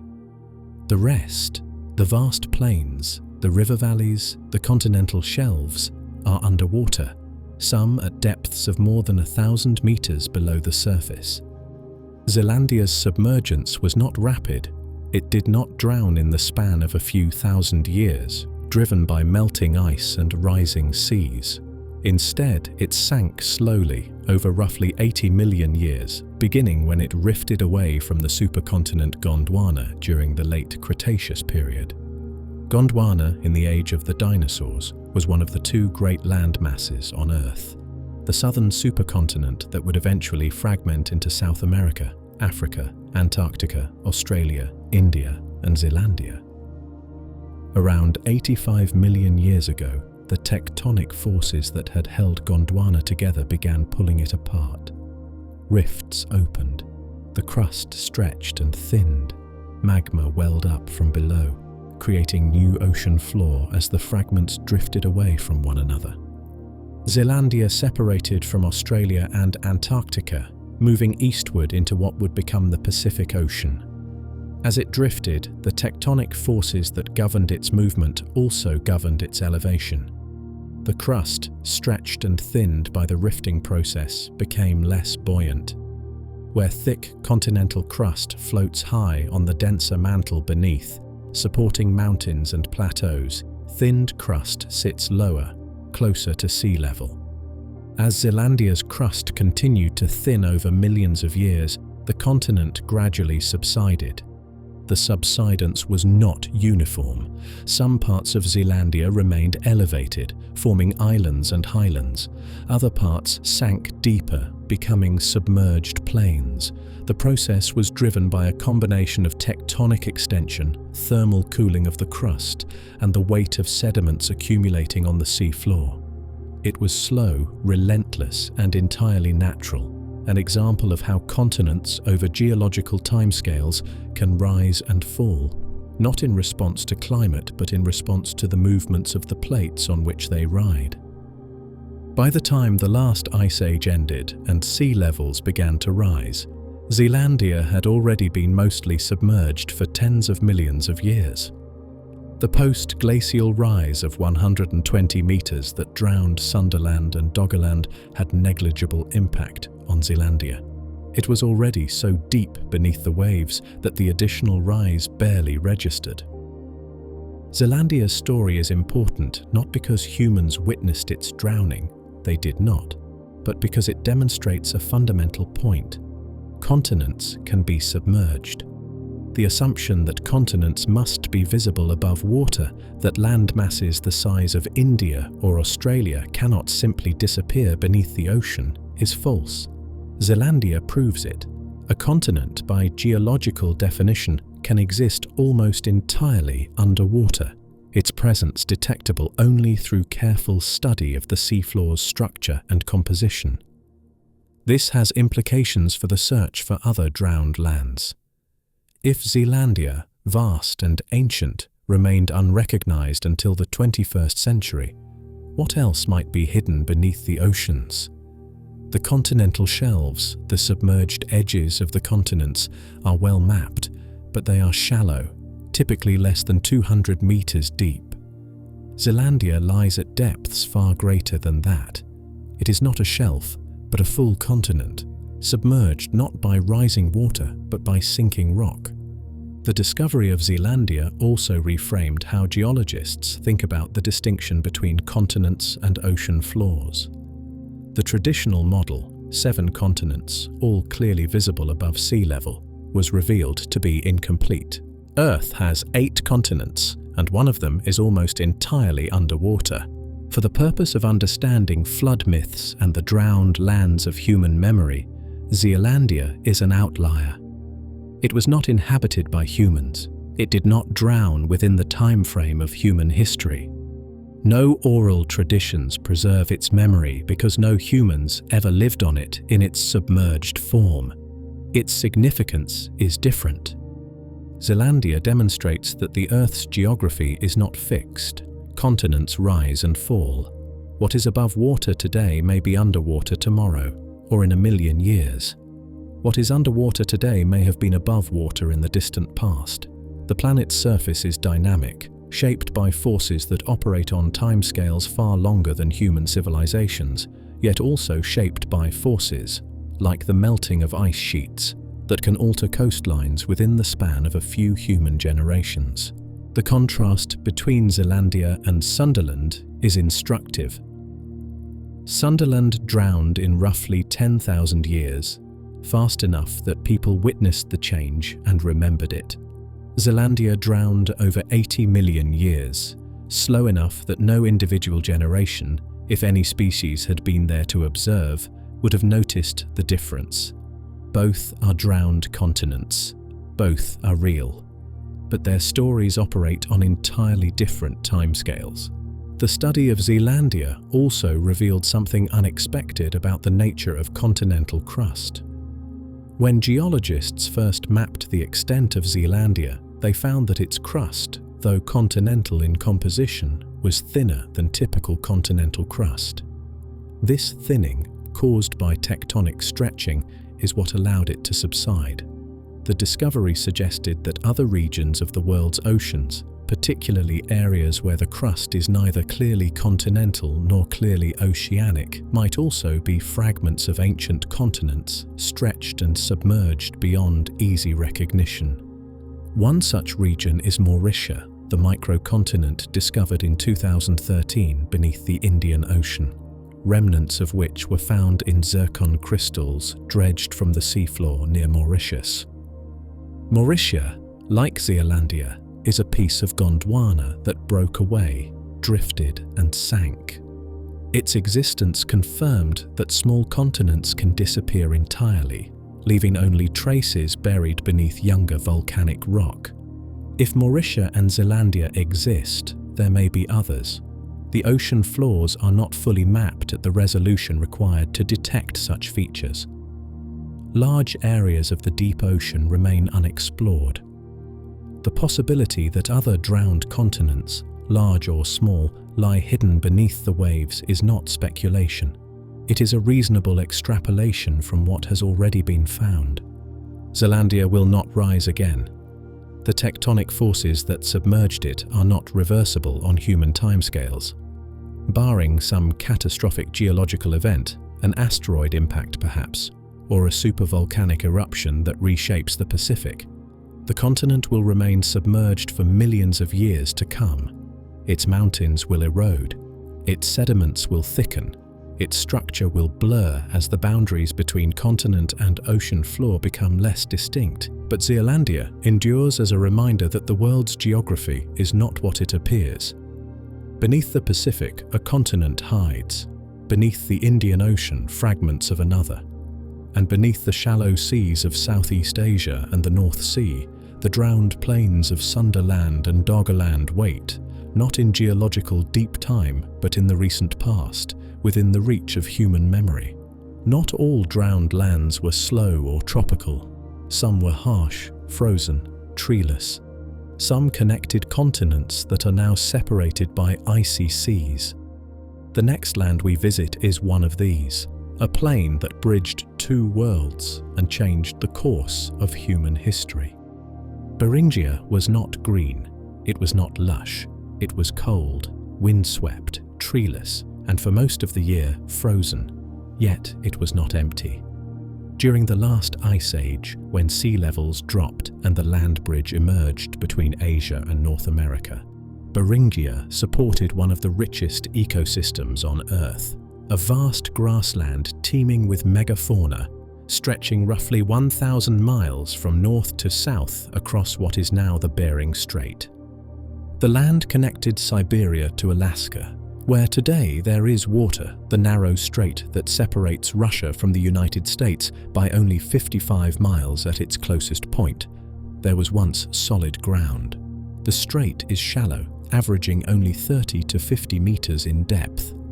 When global sea levels dropped by more than 100 meters during the last glacial maximum, the seafloor was exposed, creating a continuous landmass linking the two continents. Beringia was not a narrow corridor, it was a substantial region, a plain that extended from the Lena River in Siberia to the Mackenzie River in Canada. The exposed land included not just the area of the modern strait, but a broad swath of continental shelf on both sides, creating a zone that was, at times, wider than the distance from New York to Chicago. The environment was harsh. Glaciers covered much of North America and northern Europe during the Ice Age, but Beringia itself was not glaciated. The climate was too cold and dry to sustain large ice sheets. Precipitation was minimal. What fell as snow either sublimated in the dry winds or melted during the brief summers. The ground was permafrost, frozen year-round, with only a thin, active layer that thawed during the warmest months. Despite the cold, Beringia was not a barren wasteland. It was what ecologists call mammoth steppe, a cold grassland ecosystem that no longer exists in this form anywhere on Earth. The landscape was covered with grasses, sedges, and low shrubs. These plants were adapted to the cold, growing rapidly during the short summer when the sun barely set, storing energy in their roots to survive the long winter darkness. The grasses supported herbivores. Vast herds of animals grazed across the plains.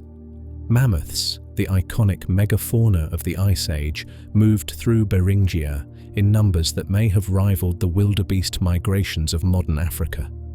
Woolly rhinoceroses, steppe bison, wild horses, musk oxen, and giant ground sloths lived on the exposed land. Predators followed: cave lions, short-faced bears, dire wolves, and saber-toothed cats. Scavengers, wolverines, foxes, ravens, cleaned up the remains. The ecosystem was productive because the cold, dry climate preserved nutrients in the soil. Grasses grew densely, and the herbivores that ate them were large, storing fat to survive the winters. This was not a marginal environment. It was a thriving one, capable of supporting large populations of animals across thousands of square kilometers. Humans lived there too. The exact timing of the first human arrival in Beringia is debated, but genetic, archaeological, and linguistic evidence suggests that people were present in the region by at least 15,000 years ago, possibly earlier. These were not farmers or city dwellers. They were hunter-gatherers, highly mobile, following the herds of bison and mammoth across the plains, fishing the rivers, gathering what edible plants could be found. They came from Siberia, descendants of populations that had adapted to life in the coldest inhabited regions of the planet. They brought with them technologies suited to the environment: tailored clothing made from animal skins, tools for hunting large game, methods for preserving meat and fat, knowledge of how to build shelters that could withstand the wind and cold. At some point, some of these people began moving south. The reasons are not entirely clear. Perhaps they were following game. Perhaps population pressure in Beringia pushed groups to seek new territories. Perhaps it was simply curiosity, the human impulse to see what lies beyond the horizon. To the south lay the vast ice sheets of the Laurentide and Cordilleran glaciers, covering much of what is now Canada. For much of the Ice Age, these glaciers formed an impenetrable barrier, blocking access to the interior of North America. But at certain periods, corridors opened. Either an ice-free passage appeared between the two ice sheets, allowing travel through the interior, or the coastal route along the Pacific became viable as the ice retreated from the shoreline. The evidence increasingly supports the coastal route. Humans had boats. They were capable of navigating along coastlines, harvesting marine resources: fish, shellfish, seals, seabirds. The Pacific coast, though cold, offered abundant food for those who knew how to exploit it. Archaeological sites along the west coast of North America, some now submerged due to post-glacial sea level rise, suggest that people moved south along the shore, island hopping and following the kelp forests that thrived in the nutrient-rich waters. By 14,000 years ago, humans had reached the interior of North America. By 13,000 years ago, they had spread across the continent, reaching as far south as Chile. Within a remarkably short time, perhaps only 2,000 years, people originating from Beringia had colonized 2 continents, adapting to environments ranging from Arctic tundra to tropical rainforest. This dispersal, one of the great migrations in human history, was made possible by the land bridge. Without Beringia, the Americas might have remained unpopulated by humans until much later, if at all. The connection between Asia and North America, though temporary and harsh, was the gateway through which an entire branch of humanity entered a new world. Then the gateway closed. Around 11,000 years ago, as the ice sheets melted and sea levels rose, Beringia began to flood. The process was gradual at first, then accelerated during the meltwater pulses. The low-lying plains on both sides of the modern strait were the first to go, inundated by the rising Pacific and Arctic waters. The land bridge narrowed year by year until it was reduced to a chain of islands. Eventually, even those were submerged. By 10,000 years ago, the Bering Strait existed in its modern form. Asia and North America were separated by water. The connection that had lasted for tens of thousands of years, facilitating the movement of animals and people between continents, was severed. The populations that had crossed into the Americas were now isolated, cut off from the lands their ancestors had come from. The drowning of Beringia had profound consequences. The megafauna that had thrived on the mammoth steppe began to decline. Mammoths, which had once roamed from Spain to Alaska, went extinct. The woolly rhinoceros disappeared. The steppe bison, horses and camels that had lived in North America for millions of years vanished from the continent. Some of these extinctions were likely driven by climate change and the loss of habitat as the mammoth steppe ecosystems transformed into forests and wetlands. Others may have been hastened by human hunting. For the human populations, the flooding of Beringia meant permanent separation. The people of the Americas developed independently from the populations of Asia, creating distinct cultures, languages, and civilizations over the next 10 millennia. When Europeans arrived in the Americas in the late 15th century, they encountered societies that had been isolated from Eurasia for more than 10,000 years. Societies that had no knowledge of horses, no use of iron, no memory of the old world. Beringia is different from Sundaland and Doggerland in one key respect. It was not a center of civilization. It was a corridor, a passage. The people who lived there were transient, moving through rather than settling permanently. There are no ruined cities beneath the Bering Strait, no evidence of complex societies erased by the rising sea. The significance of Beringia lies not in what was lost, but in what it enabled. Yet it is worth considering what might have been preserved in memory. Did the people who crossed Beringia remember in some form that their ancestors had walked from one continent to another across dry land? Did the later generations living in Alaska or Siberia tell stories of a time when the strait was passable on foot, when the land extended farther than it does now? There is no direct evidence of such stories. Oral traditions from indigenous peoples of the Bering Strait region do not contain explicit references to a time when the strait was land, but they do contain stories of great floods, of lands submerged, of ancestors who survived catastrophic changes to the environment. These could be generic flood myths, common to many cultures, or they could be distant echoes of real events, the kind of memories that Aboriginal Australians preserved for 10,000 years, memories of a world that was different, that changed, and that left only fragments in the telling. Beringia reminds us that the drowned lands we have visited, Sundaland, Doggerland, Zealandia, and now this frozen plain, are not historical curiosities.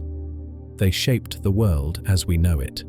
The distribution of human populations, the development of civilizations, the genetic and linguistic diversity of modern peoples, all of these were influenced by lands that no longer exist, by coastlines that drowned, by connections that were severed when the ice melted and the seas rose. These drowned lands are not ancient history, sealed away in geological deep time. They are recent, some within the span of recorded human memory, others just beyond it, and they are still being discovered. In the past few years, underwater archaeology has accelerated.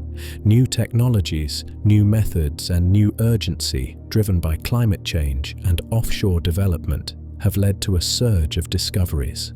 Structures, tools, settlements, evidence of lives lived on lands that are now beneath the waves, are emerging from the depths. The story of the drowned lands is not finished. it is being written now as researchers race to map and explore the submerged world before it is altered or destroyed. The next chapter examines these recent discoveries, the breakthroughs of 2024 and 2025 that have brought us closer to understanding what was lost when the ocean rose. The past 2 years have witnessed more underwater archaeological discoveries related to drowned landscapes than the entire previous decade. New technologies, increased funding, and the urgency created by offshore development have accelerated the pace of exploration. What had been a slow, methodical process of mapping and speculation has become a rush to document and understand sites before they are altered or destroyed. The discoveries span multiple continents and time periods, but they share a common thread. They confirm that the drowned lands were inhabited, that people lived on the exposed continental shelves during the Ice Age and the early post-glacial period, and that evidence of those lives can still be found beneath the waves if we know where to look. In December 2024, researchers announced the confirmation of a 7,000-year-old stone wall off the coast of Brittany, France.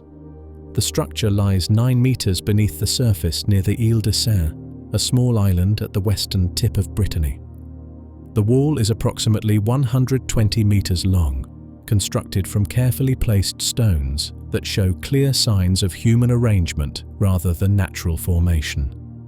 The wall was first detected in 2017 using sonar surveys conducted as part of a broader effort to map the seafloor around Brittany's coast. The sonar images showed a linear feature, straight and regular, unlike the random scatter of rocks that typically litters the seabed. At the time, researchers noted the anomaly but lacked the resources to investigate further. In 2022, a team of divers from the French National Institute for Preventive Archaeological Research descended to the site. What they found confirmed the sonar readings: a deliberate structure, built by hand, now submerged. The stones were not massive, none weighed more than a few hundred kilograms, but they were positioned with care, aligned to create a continuous barrier. The purpose of the wall remains debated. One hypothesis is that it served as a fish weir, a trap designed to catch fish as the tide receded. Another possibility is that it was a protective barrier for a coastal settlement, shielding structures or gardens from storm surges. Radiocarbon dating of organic material trapped in the sediment around the wall placed its construction at approximately 5000 BC, during the Neolithic period when sea levels were already close to their current height, but still rising slowly. The discovery gained attention not just for its age, but for its location. Brittany is home to the legend of Wise, one of the most famous drowned city myths in European folklore. According to the legend, Is was a magnificent city on the coast, protected by a great dike with gates that opened only at low tide. The city was ruled by King Gradlan, and his daughter Dahut was seduced by a demon who stole the key to the gates. The gates were opened at high tide, and the sea flooded in, drowning the city. Only Gradlan escaped, pushed by divine intervention to abandon his daughter to the waves. The legend of Wise has been told for centuries, appearing in medieval manuscripts and oral traditions throughout Brittany. Most historians dismissed it as pure fiction, a moral tale about sin and punishment. The discovery of a 7,000-year-old stone wall beneath the waters near Île de Serre does not prove that Is existed as described in the legends, but it suggests that the legend may have been inspired by real structures, real settlements, and real events, coastal communities that lived on land now submerged, protected by walls and dikes, eventually overtaken by the rising sea. 3 months after the Brittany announcement, in August 2025, a team working in the Bay of Aarhus in Denmark made another significant find. 25 feet beneath the surface, in sediment layers dating to 6,500 BC, archaeologists recovered stone tools, animal bones, a seal tooth, and fragments of worked wood. The site appears to be the remains of a Mesolithic settlement occupied during the period when the region was still dry land. Peter Mo Astrup, one of the lead researchers, described the find as a time capsule. The artifacts were well preserved, protected by layers of sediment that had accumulated after the area was submerged. The stone tools, flint blades and scrapers, were consistent with the Maglemosian culture that inhabited the region during the late Mesolithic. The animal bones included red deer and wild boar, species that lived in the forests and wetlands of what is now the floor of the North Sea and the Baltic. The seal tooth suggested that the people had also exploited marine resources, hunting seals along the coast or in estuaries. The worked wood was particularly significant. Organic materials rarely survive thousands of years underwater unless conditions are ideal: low oxygen, cold temperatures, and rapid burial in sediment. The presence of worked wood at the site indicated that structures or tools made from timber had existed there, though too degraded to reconstruct their original form. This discovery added to the growing body of evidence for widespread Mesolithic occupation of the lands now submerged around Denmark. Combined with the stone wall found in the Baltic in 2024, the half-mile-long hunting structure composed of more than 1,600 stones, it paints a picture of a region that was not sparsely inhabited wilderness, but a landscape actively used and modified by human populations. The Baltic Wall, announced earlier in 2024, was named one of the top 10 archaeological discoveries of the year. Its significance lies not just in its age, over 10,000 years, but in what it reveals about the capabilities of Ice Age hunter-gatherers. The construction of such a structure required planning, labor, and coordination. It was not the work of isolated bands, but of organized groups capable of undertaking projects that would benefit the community over multiple seasons or generations. The discovery has prompted researchers to reconsider assumptions about Mesolithic societies. These were not primitive people living hand-to-mouth, incapable of long-term planning or landscape modification. They were sophisticated, adapted to their environment, and capable of engineering solutions to problems like hunting efficiency and resource management. The fact that their most impressive works now lie underwater, invisible and inaccessible for most of history, has skewed our understanding of their achievements. Meanwhile, the Sub-Nordica project, launched in 2024, has begun its work in earnest. The €11.5 million initiative is targeting more than 20 sites across the North Sea, using AI-assisted analysis of sonar data to identify locations with high potential for archaeological significance. The first missions, conducted in late 2024 and early 2025, have focused on mapping and sediment coring rather than excavation. The goal is to build a comprehensive database of submerged sites before deciding which merit full-scale investigation. Vince Gaffney, one of the project's leaders, has reiterated that the team is very close to identifying settlements, places where people lived for extended periods, not just temporary hunting camps or fishing stations. The sonar data has revealed promising features: mounds that could be middens, depressions that might be the remains of dwellings, channels that appear too regular to be natural. The challenge is time. Offshore wind farm construction is accelerating. Each year, more of the North Sea floor is surveyed, trenched, and covered with infrastructure. Once an area is disturbed, the archaeological record is compromised. Sub-Nordica is in a race to document as much as possible before the opportunity is lost. Not all recent discoveries come from the drowned plains of the Ice Age. In November 2024, divers working in Lake Lednica in Poland discovered a 1,000-year-old carved wooden face submerged in the lake. The face, approximately 30 centimeters tall, appears to have been part of a larger structure, possibly a post or totem. It shows features consistent with medieval Slavic art. stylized eyes, a prominent nose, and a mouth carved in a simple, symmetrical style.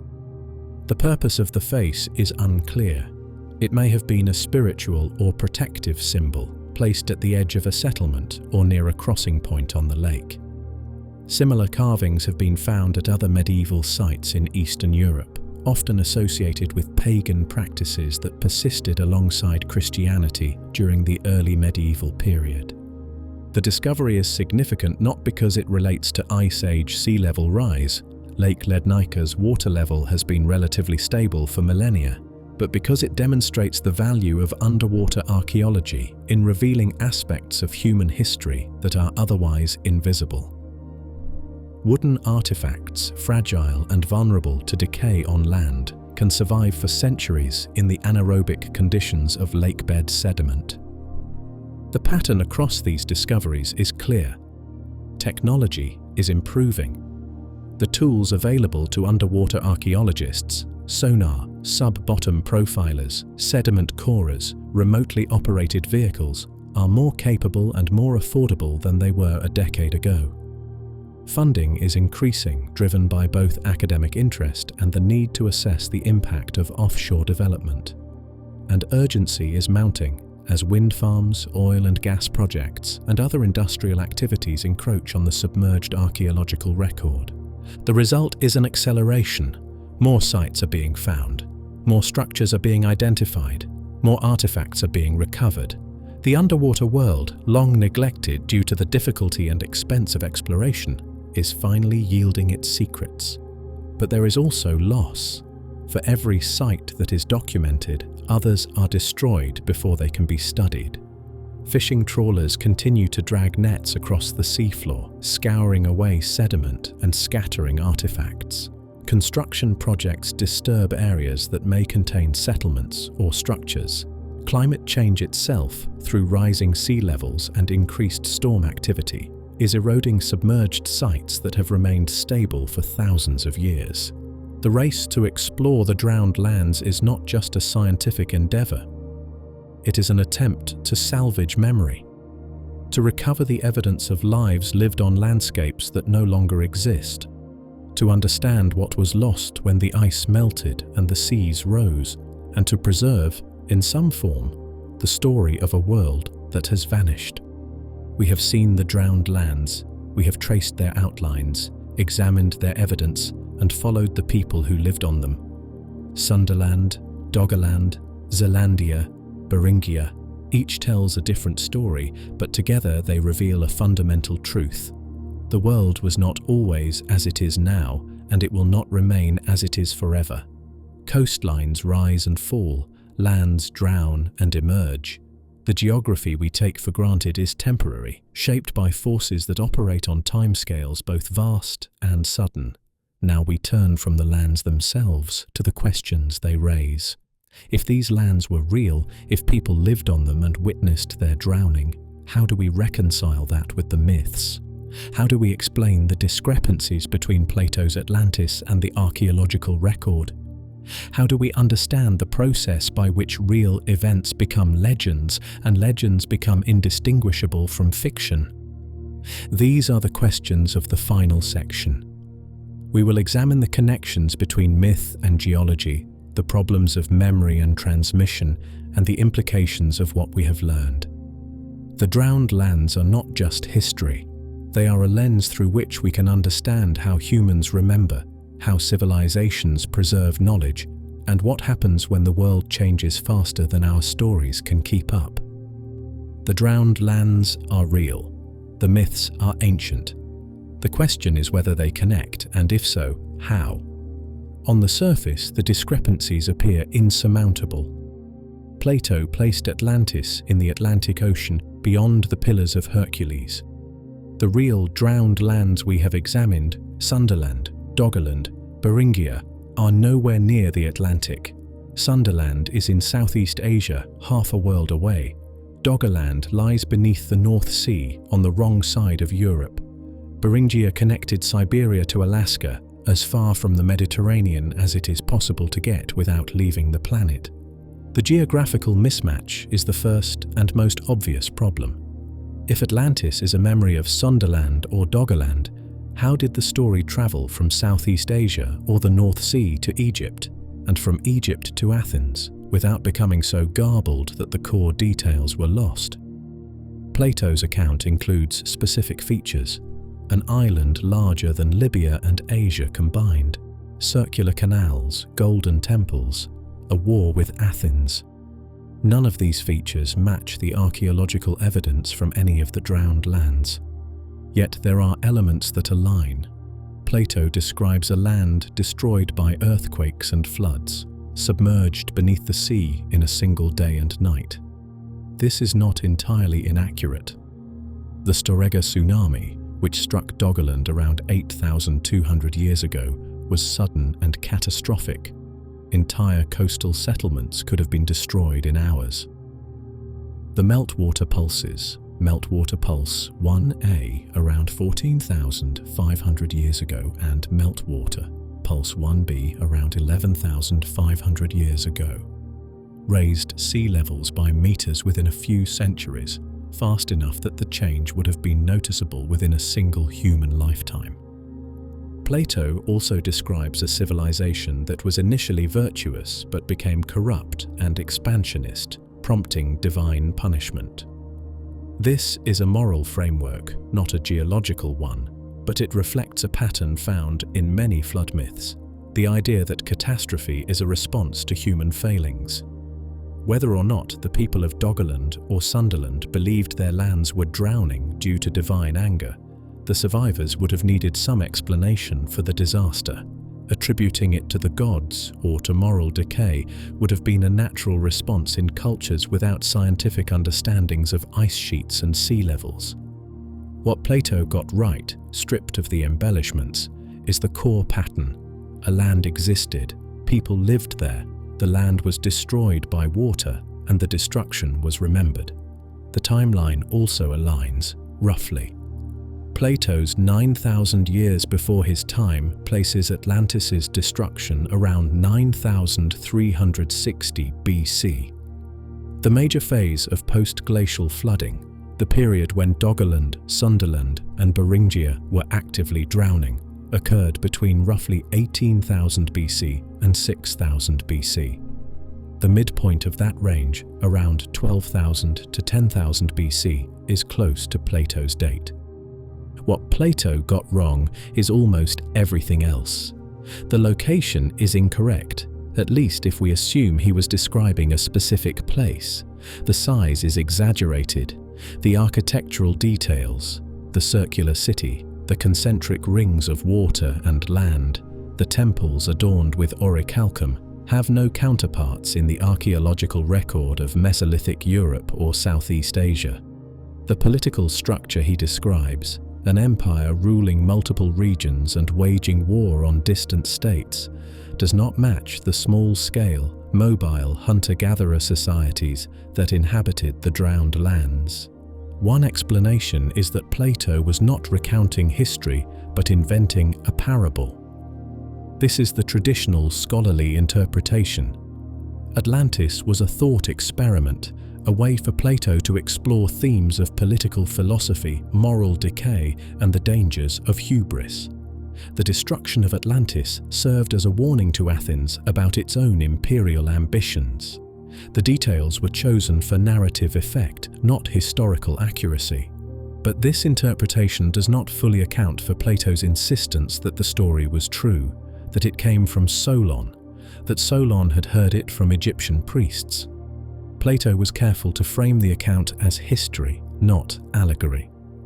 Either he believed the story was real, or he wanted his readers to believe it, or both. Another explanation is that Plato's account is a distorted memory of real events, passed through multiple layers of transmission and embellished at each stage. This is more consistent with what we know about how oral traditions evolve. A story originates in one culture, based on real events. It is transmitted to another culture through trade, migration, or conquest. The receiving culture adapts the story, adding details from their own experience, changing names, reshaping the narrative to fit their worldview. After several iterations, the story bears only a faint resemblance to the original events, yet certain core elements, a flood, a lost land, survivors, remain intact. If this is what happened, then the location of Atlantis in the Atlantic may simply reflect where the Greeks believed such a land should be, based on their limited geographical knowledge. They knew that lands existed beyond the Mediterranean. They knew that explorers sailing west into the Atlantic had found islands, the Azores, the Canaries, possibly even stories of lands farther west brought back by Phoenician sailors.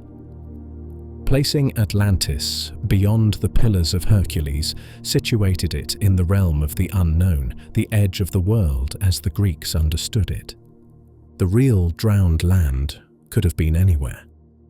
The story, by the time it reached Plato, had been stripped of specific geographical markers and relocated to a plausible but vague location. The details that survived, the flooding, the destruction, the lost civilization, were the elements that resonated across cultures, the patterns that every coastal society could relate to because every coastal society had experienced in some form the encroachment of the sea. Lemuria presents a different set of problems. Unlike Atlantis, which at least began as a story told by humans, Lemuria originated as a scientific hypothesis that was later appropriated by mystics and pseudoscientists. Philip Sclater proposed Lemuria in 1864 to explain the distribution of lemurs. Ernst Haeckel adopted it as the birthplace of humanity. Helena Blavatsky turned it into the homeland of a spiritually advanced race. James Churchward relocated it to the Pacific and renamed it Mu. The geological evidence is clear. There was no land bridge in the Indian Ocean connecting Madagascar and India during the time when lemurs existed. Plate tectonics explains the distribution of lemurs without requiring Lemuria. Madagascar and India were part of Gondwana, the ancient supercontinent, and they separated tens of millions of years ago. The lemurs evolved in isolation on Madagascar after the split. There is no need for a drowned continent to explain their presence. Yet Lemuria, like Atlantis, contains a kernel of truth buried beneath layers of fiction. The truth is not the land bridge Sclater imagined or the mystical civilization Blavatsky invented. The truth is that the geography of the Indian Ocean has changed and small continents can sink. The discovery of Mauritia in 2013 confirmed that fragments of continental crust do exist beneath the Indian Ocean, submerged by tectonic processes over millions of years. Mauritia was real. It was a microcontinent that broke away from Gondwana, drifted and sank. It was not Lemuria as Sclater described it, and it was not inhabited by humans. It submerged long before humans evolved. But its existence proves that the concept of drowned continents is not fantasy. Similarly, the Tamil tradition of Kumari Kandam, though linked to Lemuria by 19th and 20th century revivalists, may preserve genuine memories of coastal lands lost to the sea. The southern coast of India has changed significantly since the end of the Ice Age. Sea levels rose, and lands that were once above water are now submerged. Whether Tamil oral traditions preserved specific memories of these changes over 10,000 years is debatable, but it is not impossible. Aboriginal Australians preserved such memories. Why not the Tamil? The pattern repeats. The myths are not accurate. They are embellished, relocated, reinterpreted, and in some cases fabricated entirely. But they are not baseless. They emerge from real experiences of coastal flooding, of lands lost, of populations displaced. The details are wrong, but the underlying reality is correct. This is the key insight. Myths preserve patterns, not precision. They capture the essence of what happened, a flood, a catastrophe, a lost homeland. But they do not preserve the specifics. Locations shift, timelines compress. Events that unfolded over centuries or millennia are remembered as happening in a single day. Human actors are replaced by gods or heroes. Technologies are upgraded to match the storyteller's imagination of what an advanced civilization should possess. Over time, the story drifts further from its origins. Each retelling adds something, removes something, changes something. After 100 generations, the story may be unrecognizable. But if the story is important, if it addresses a fundamental human concern like survival in the face of disaster, it will persist. And certain elements will remain constant because they are universal. Water rising, land disappearing, people fleeing, a few surviving to tell the tale. This is why flood myths exist in every culture, not because every culture experienced the same specific flood, but because every culture that lived on a coast during the past 20,000 years experienced some form of flooding as sea levels rose. The details vary, the gods involved, the heroes who survive, the lands that drown, these are local. But the pattern is global. Plato's Atlantis and Sclater's Lemuria are products of this process. They are stories built on fragments of truth, shaped by the needs and imaginations of the people who told them. Atlantis served Plato's philosophical purposes, so he crafted it to fit. Lemuria served Sclater's scientific purposes, then Blavatsky's spiritual purposes, then Tamil nationalists' cultural purposes. At each stage, the story was reshaped to serve new ends. The challenge for anyone trying to connect myths to real drowned lands is separating the layers. What is original? What is added? What reflects real events? And what reflects the biases and creativity of the storytellers? There are no easy answers. We cannot travel back in time to hear the first versions of these stories, before they were written down, before they were translated, before they were adapted. We are left with the final products: Plato's dialogues, Blavatsky's treatises, the legends recorded by anthropologists and folklorists, and we must work backward, stripping away the layers, searching for the core. What we find at the core is not a specific drowned city or continent. What we find is memory, not precise memory, not detailed memory, but memory of loss, memory of a time when the world was different, when lands existed that no longer do, when the sea was farther away than it is now. The ocean took those lands. The people who survived carried forward the memory, and the memory, though distorted and mythologized, endures. Atlantis is that memory. Lemuria is that memory. Every flood myth, every legend of a drowned land is that memory. The question then is not, was Atlantis real? In the sense of, did a circular island city with golden temples exist beyond Gibraltar? The answer to that question is no. The question is, are the myths memories of real drowned lands? And the answer to that question is yes. The lands were real. The drowning was real. The memory, though transformed beyond recognition, is real. But memory is fragile. It changes. It fades. It requires effort to preserve. How did these memories survive across hundreds of generations?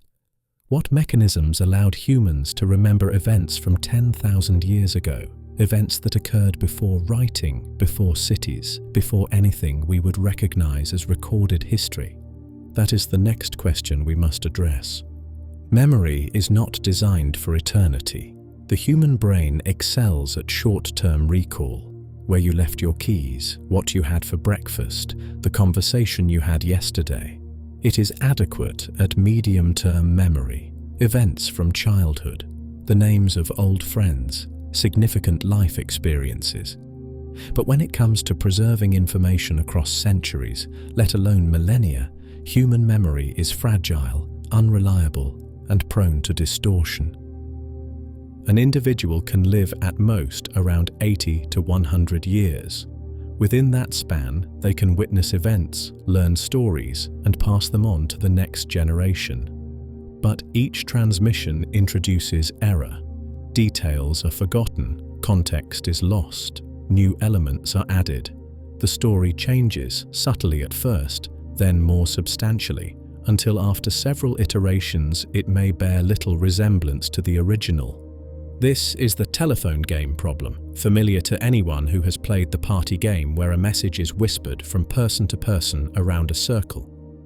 By the time it reaches the last person, the message is usually garbled, sometimes unrecognizable.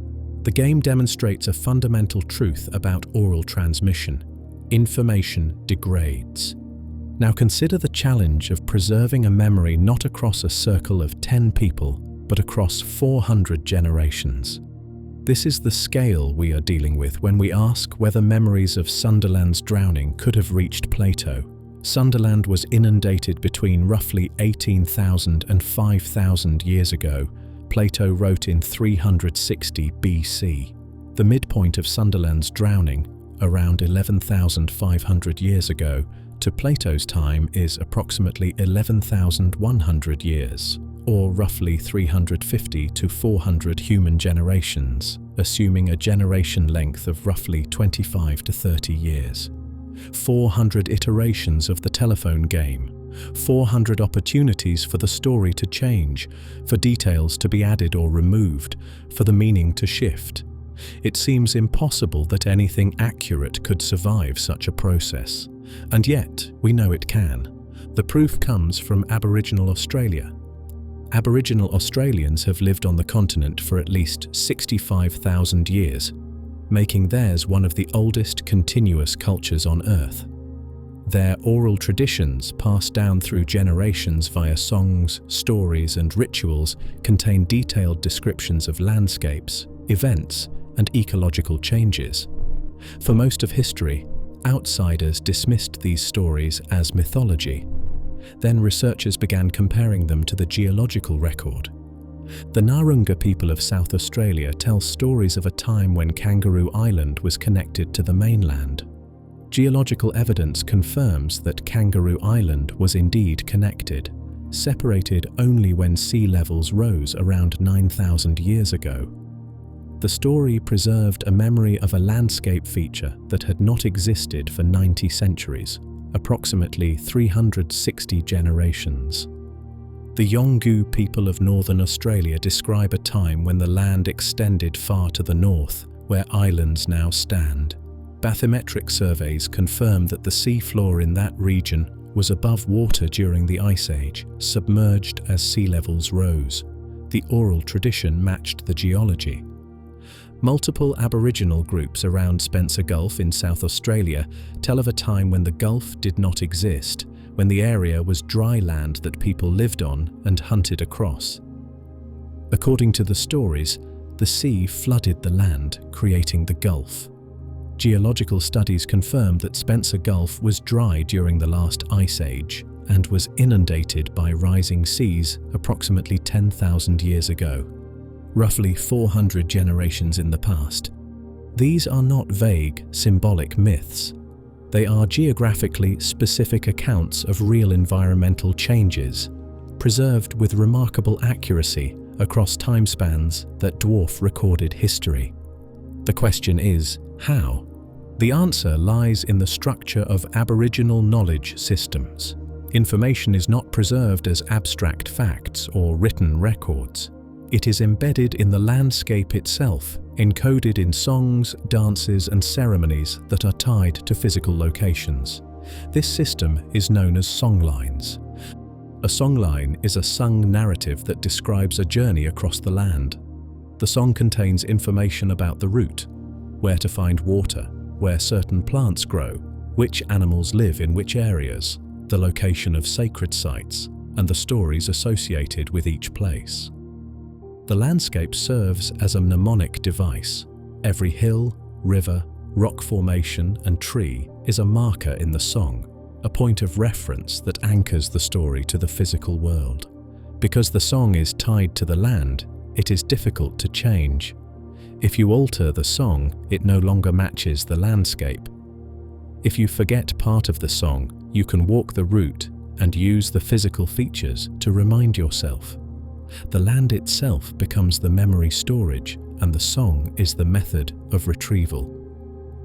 This system is reinforced through ritual. Ceremonies are performed annually or seasonally, repeating the songs and stories in their entirety. The repetition is not casual, it is precise. Elders teach the young, emphasizing exact reproduction, not innovation. The goal is not to create new stories, but to preserve old ones. Mistakes are corrected, variations are discouraged. The culture places immense value on continuity, on maintaining the knowledge that has been passed down from ancestors. The combination of landscape anchoring, ritual repetition, and cultural emphasis on exact transmission creates a system capable of preserving information across extraordinary lengths of time. It is not perfect. Details are lost. Some stories drift. But the core information, the geography, the major events, the pattern of change, can survive for hundreds of generations. This is how Aboriginal Australians remembered that Kangaroo Island was once connected to the mainland, that Spencer Gulf was once dry land, that the coastlines were different 10,000 years ago. The system worked. The memory lasted. But Aboriginal Australia had certain advantages. The culture was continuous, unbroken by conquest or displacement. The population was small and relatively stable, reducing the number of competing narratives. The landscape was stable, with fewer dramatic changes that might overwrite older memories. And critically, the culture prioritized memory. Preserving the stories was seen as essential, not optional. Other cultures did not have these advantages. Populations migrated, displacing or blending with other groups.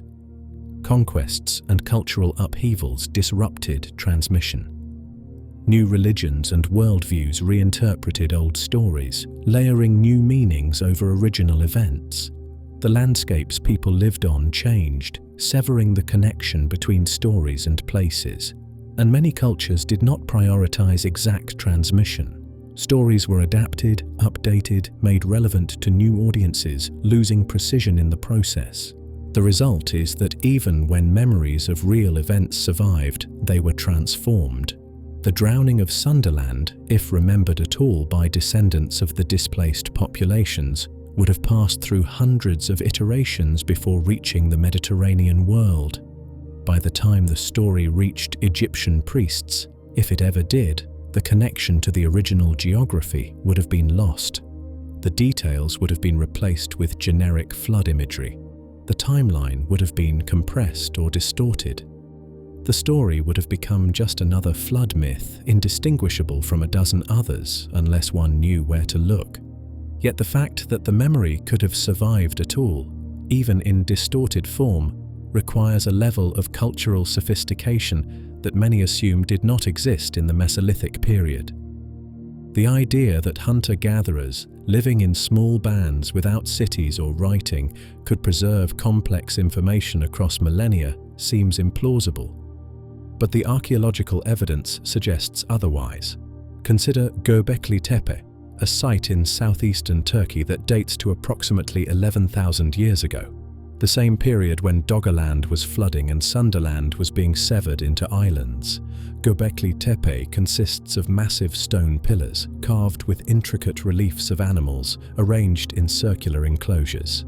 The construction required planning, labor coordination, and sustained effort over multiple generations.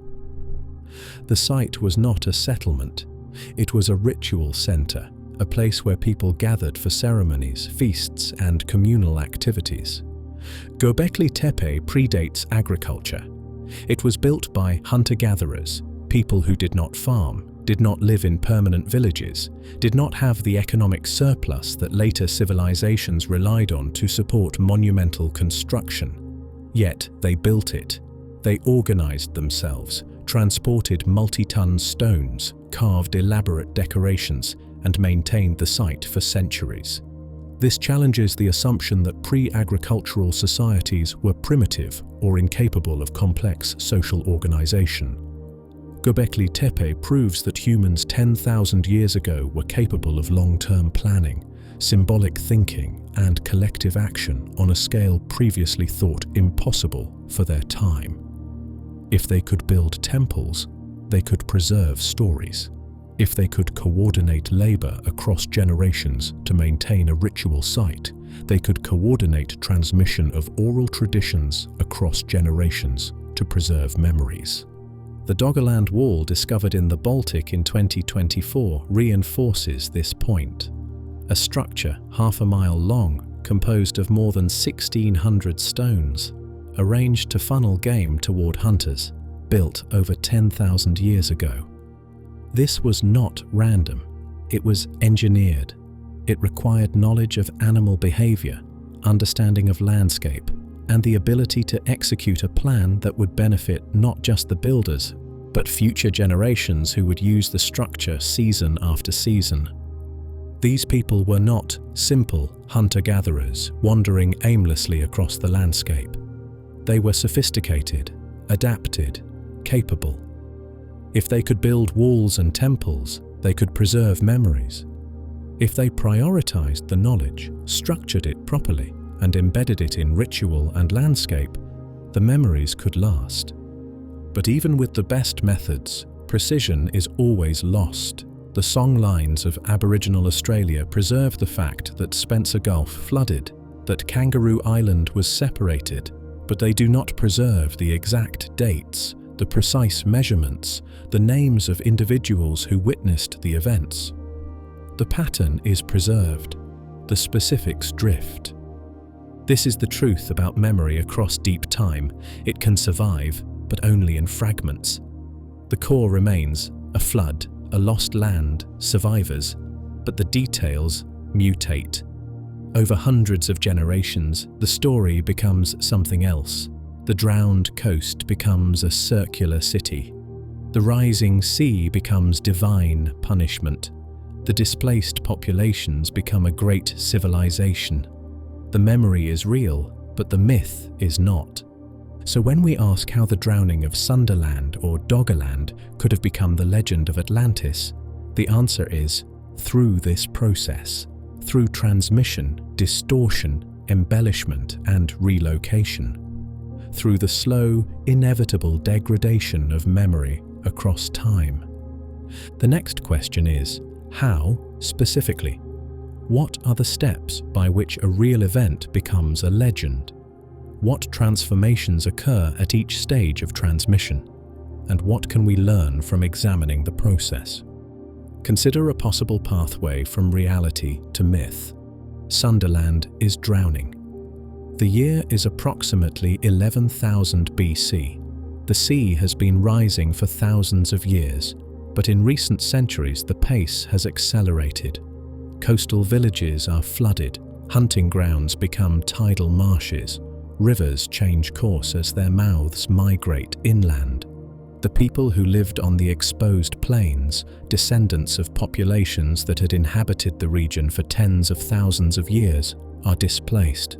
Some move inland into the highlands of Sumatra and Borneo. Others migrate north into what is now mainland Southeast Asia.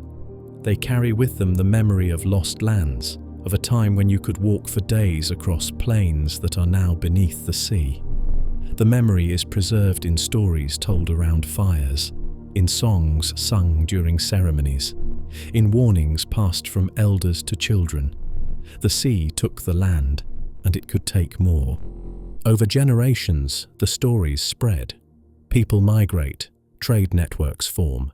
The descendants of the Sundaland refugees encounter other populations, share their stories, hear similar accounts from other regions.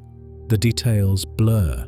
The specific geography, which river valley, which coastal plain, is forgotten or conflated with other places.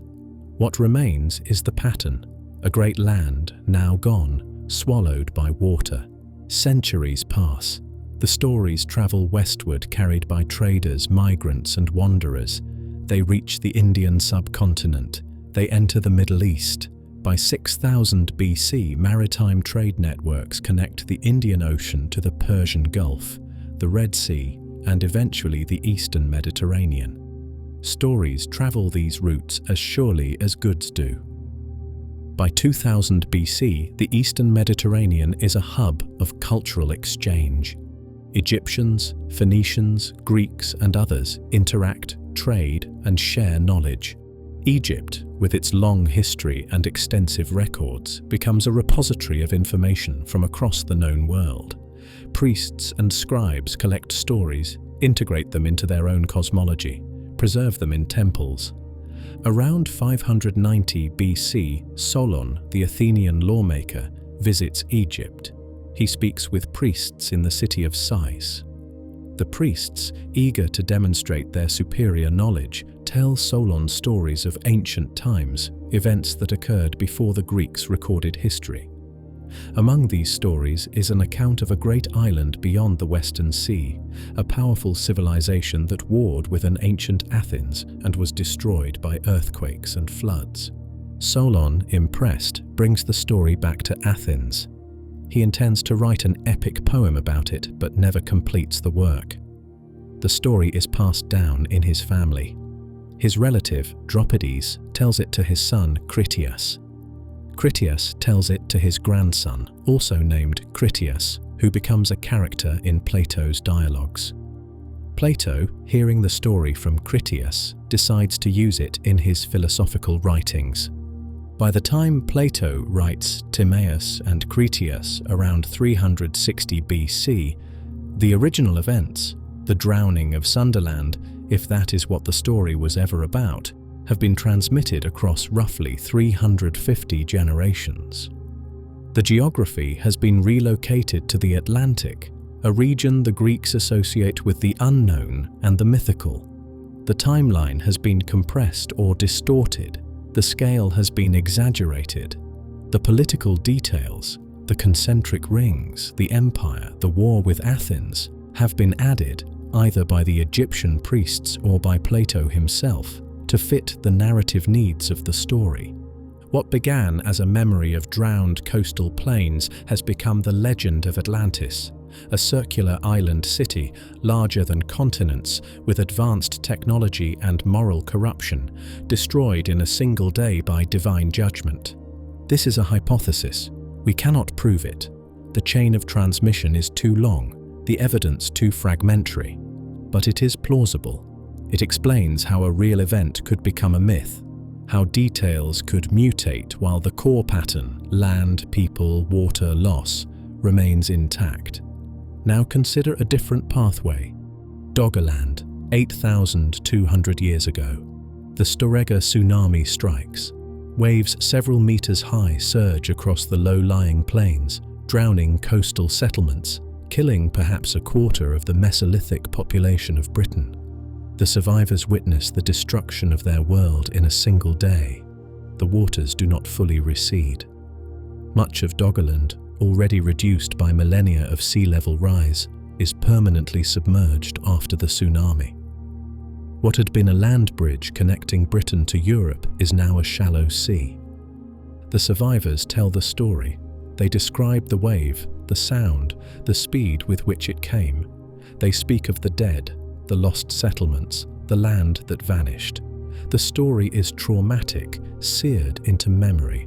It is told and retold, a warning, a lament, a way of making sense of catastrophe. Over generations, the story spreads, populations migrate, the descendants of Doggerland survivors move into Britain, into Scandinavia, into the continent. They carry the story with them, but as it spreads, it loses specificity. The details of the tsunami, its cause, its location, the exact geography, are forgotten. What remains is the core, a great flood, land swallowed by water, people who survived by fleeing to high ground. The story becomes generic. It merges with other flood stories, other accounts of rising seas, other memories of catastrophes.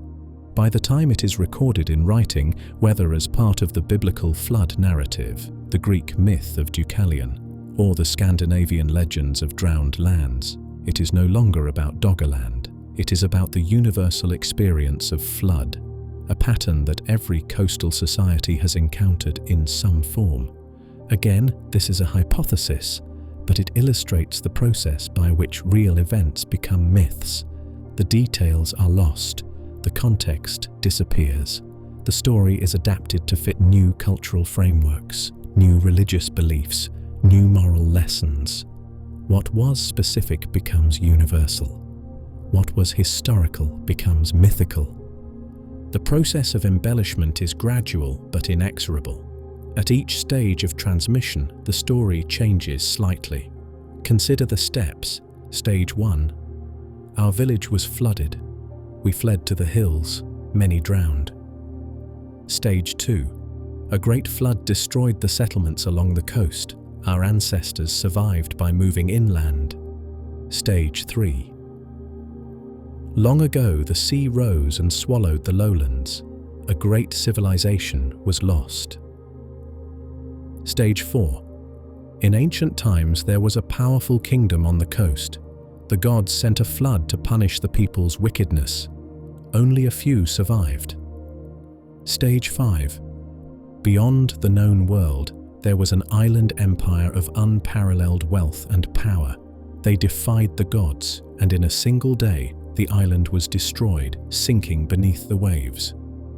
Each iteration adds something: scale, moral judgment, divine actors, architectural details.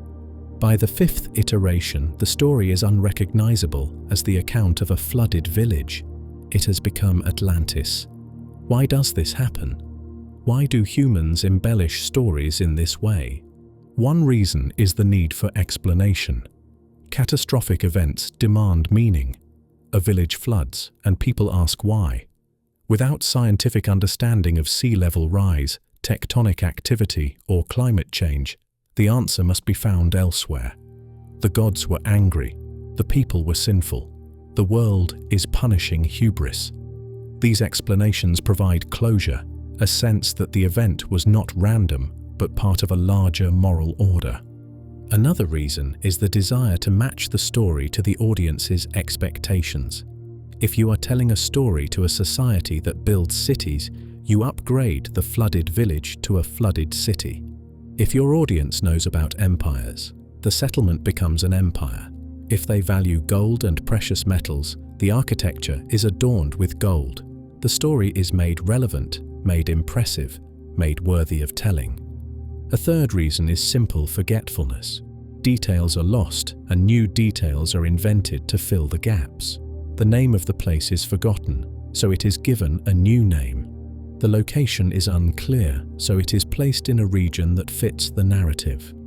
The timeline is hazy, so it is set long ago or in ancient times, without specificity. Over hundreds of generations, these small changes accumulate. The story drifts further and further from its origins. Eventually, it becomes something else entirely: a legend, a myth, a tale so divorced from reality that it seems purely fictional. Yet the pattern remains. Flood myths exist across cultures because floods happened. Legends of drowned lands persist because lands drowned. The myths are not accurate, but they are not baseless. Consider a modern example. On December 26, 2004, a massive undersea earthquake off the coast of Sumatra triggered a tsunami that killed more than 230,000 people across 14 countries. The waves reached heights of 30 meters in some locations. Entire coastal communities were obliterated. The event was documented extensively: satellite imagery, video footage, eyewitness accounts, scientific measurements. Yet even with all this documentation, supernatural explanations emerged almost immediately. Some communities attributed the tsunami to divine punishment for moral failings. Others saw it as a sign of the apocalypse. Traditional beliefs, animistic and religious, were invoked to explain why the disaster had occurred. The fact that the event had a clear geological cause, a subduction zone earthquake, did not prevent people from seeking meaning beyond the science. Now imagine that the 2004 tsunami had occurred 10,000 years ago, before writing, before global communication, before scientific understanding of plate tectonics. Imagine the survivors telling the story to their children, and their children telling their children across 400 generations. What would the story become? It would probably lose the specific date. The location might drift, the scale might be exaggerated or minimized. The cause would certainly be mythologized: divine anger, moral corruption, cosmic imbalance. The survivors might be elevated to heroes or saints. The dead might be remembered as sinners or innocents, depending on the moral framework of the culture telling the story. By the time the story reached someone in the position of Plato, a writer 400 generations removed from the event, hearing it second-hand from a foreign culture's records, it would be myth. And anyone trying to determine whether it was based on a real event would face the same challenges we face today when we ask whether Atlantis was real. This is how legends are made. Not through deliberate fabrication, though that sometimes occurs, but through the slow, natural process of memory degradation, cultural transmission, and narrative adaptation. Real events become stories. Stories become legends. Legends become myths, and myths, over time, become indistinguishable from fiction, unless you know where to look, what to compare them against, how to strip away the layers. Atlantis is a legend made by this process. So is Lemuria. So are the flood myths found in every culture. They are not inventions. They are memories, transformed beyond recognition, but rooted in something real. The question, then, is not whether the myths are true. They are not, in any literal sense. The question is what the existence of these myths tells us about the world we live in, about the history we have forgotten, and about the future we may face. That is the question we turn to next. So what does it mean that Atlantis, Lemuria, and the world's flood myths may be distorted memories of real drowned lands? It means we lose something. The romantic narrative of a lost super-civilization, technologically advanced beyond anything we can imagine, possessing wisdom and power that modern humanity has forgotten. This narrative is fiction. There were no crystal power sources, no flying machines, no psychic abilities. There were no ancient astronauts, no extraterrestrial guidance, no secret knowledge hidden in pyramids or temples. The people who lived on Sundaland, Doggerland, and Beringia were hunter-gatherers and early agricultural societies, using stone tools, living in small bands, moving with the seasons. This is a loss for those who find comfort or excitement in the idea that humanity once achieved greatness and then fell. It undermines the narrative that ancient peoples knew secrets we have lost, that there was a golden age from which we have declined. It removes the mystery, the allure, the fantasy. But we gain something far more valuable. We gain connection. The people who lived on the drowned lands were not mythical beings from a lost age. They were humans like us, facing environmental challenges, adapting to change, surviving catastrophe, preserving memory. When we look at the submerged forests of Doggerland or the drowned river valleys of Sundaland, we are looking at the homes of our ancestors, not in a metaphorical sense, but in a literal one. These were real people, living real lives, experiencing real loss. We gain proof of resilience. Humans survived the drowning of millions of square kilometers of land. Populations were displaced, entire landscapes were erased, and yet humanity continued. The survivors adapted, moved to new territories, rebuilt their lives. The genetic and cultural legacy of those survivors is present in every population descended from the regions affected by post-glacial sea level rise. We are here because they endured. We gain a deeper understanding of history. The assumption that pre-agricultural societies were primitive, incapable of complex thought or long-term planning, is shattered by sites like Göbekli Tepe and structures like the Baltic Wall. Humans 11,000 years ago were building temples and engineering hunting structures that required coordination, skill, and vision. They were not wandering aimlessly. They were shaping their world, creating meaning, preserving knowledge. The absence of cities and writing does not mean the absence of sophistication, and we gain a parallel to the present. The people of the Ice Age witnessed environmental change on a scale difficult to comprehend. Over the course of roughly 10,000 years, from 18,000 BC to 8,000 BC, the sea rose by more than 120 meters. Coastlines that had been stable for millennia vanished. The world's geography was rewritten. Entire ecosystems, the Mammoth Steppe, the exposed continental shelves, the river valleys of Sundaland, disappeared. The people who lived through this had no control over it. They did not cause the ice to melt. They could not stop the sea from rising. They were passive witnesses to forces beyond their understanding, adapting as best they could, migrating when necessary, mourning what was lost. We are not passive witnesses. The climate change we are experiencing today is driven by human activity. The burning of fossil fuels, the release of greenhouse gases, the alteration of land and ocean systems. These are choices, collective and individual, that are reshaping the planet. The sea is rising again, not as fast as it did during the meltwater pulses, but fast enough that coastal cities are planning for inundation, building seawalls, considering retreat. The cities at risk are not small villages. They are megacities: Miami, New York, Shanghai, Mumbai, Jakarta, Lagos. Hundreds of millions of people live in coastal zones that will be threatened by rising seas over the next century. If current projections hold, substantial portions of these cities will be underwater by 2100 or shortly thereafter. If the ice sheets of Greenland and Antarctica collapse more rapidly than expected, a possibility that cannot be ruled out, the inundation could be catastrophic. Imagine for a moment the future. 2,000 years from now, archaeologists diving in the shallow waters off the coast of Florida discover the ruins of Miami. They find the foundations of skyscrapers, submerged highways, the remnants of a vast urban infrastructure now overtaken by coral and sediment. They recover artifacts, smartphones, cars, plastic bottles that indicate a technologically advanced society.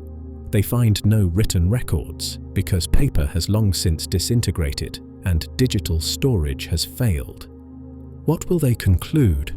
Will they understand that Miami was drowned by rising seas caused by human-induced climate change?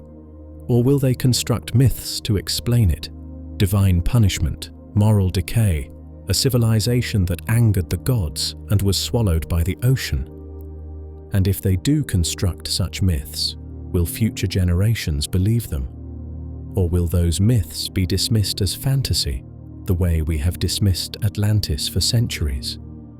We may be creating the Atlantis of the future, the coastal cities we build today, the lives we live in them, the civilizations we construct.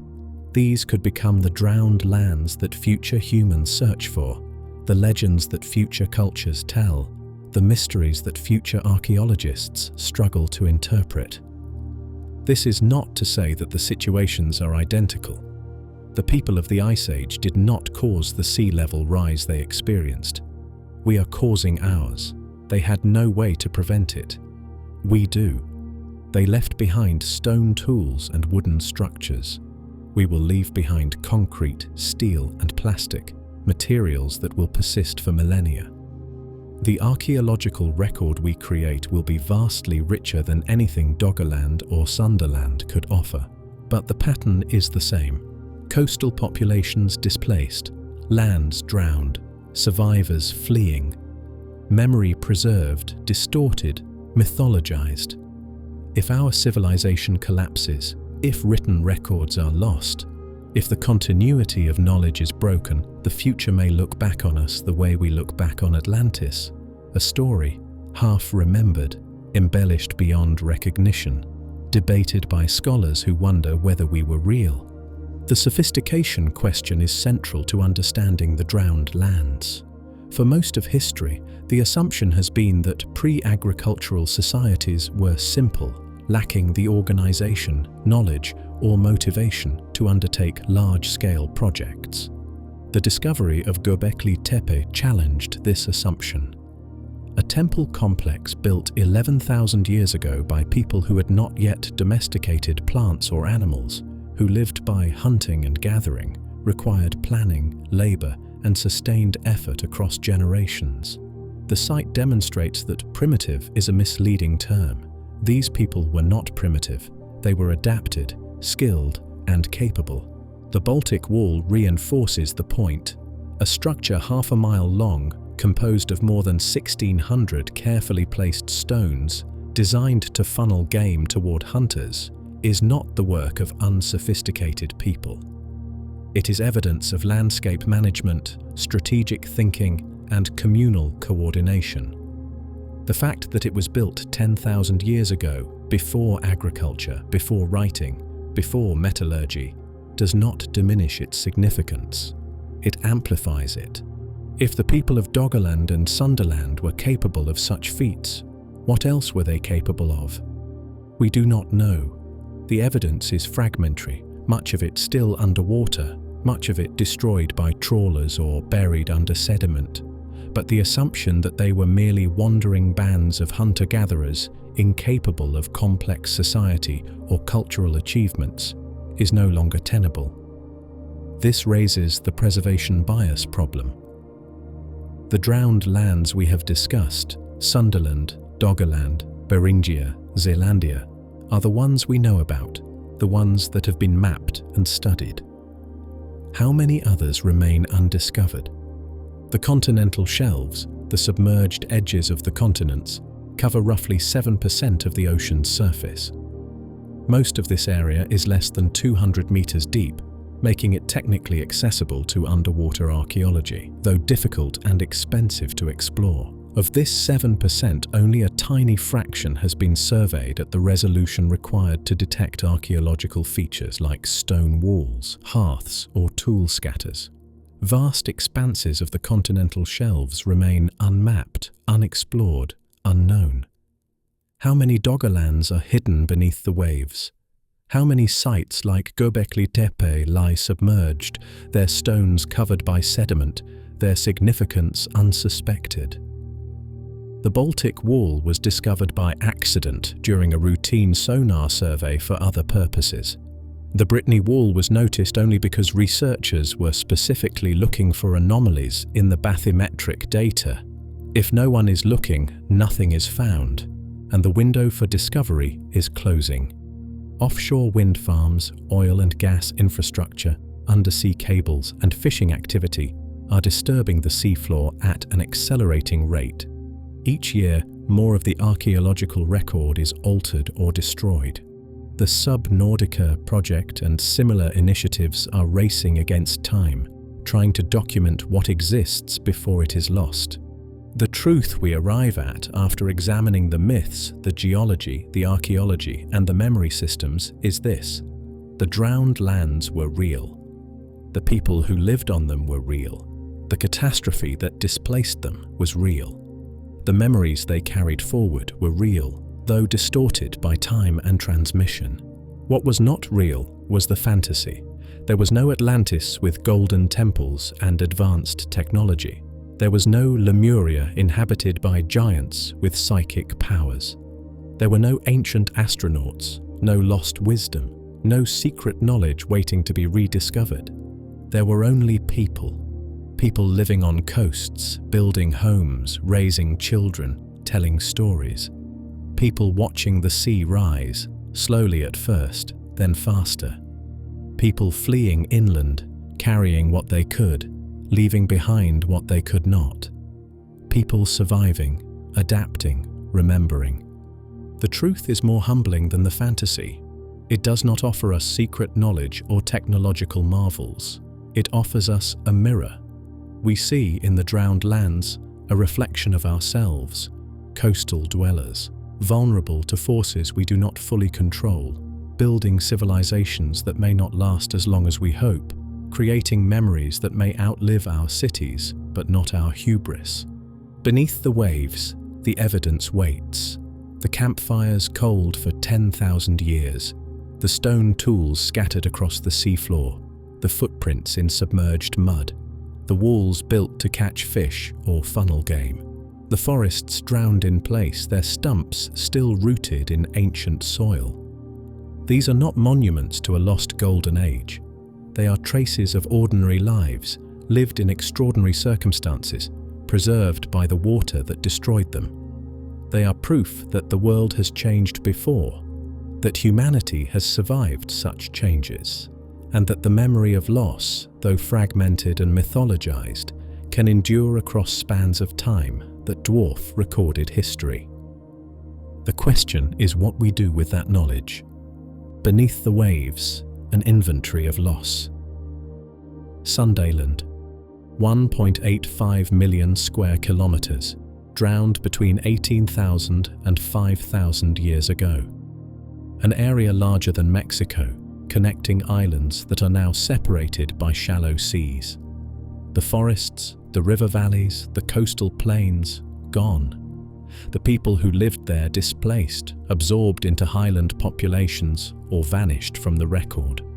The memory of that land survives, if at all, in fragments, in stories so distorted that we can no longer recognize them as history.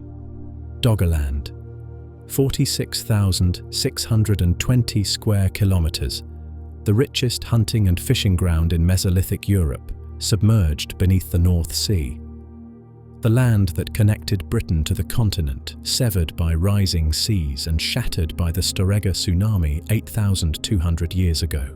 The villages, the camps, the lives lived along its rivers and coasts, erased. Only the artifacts remain, pulled up by trawlers, found by divers, hinting at a world that no longer exists.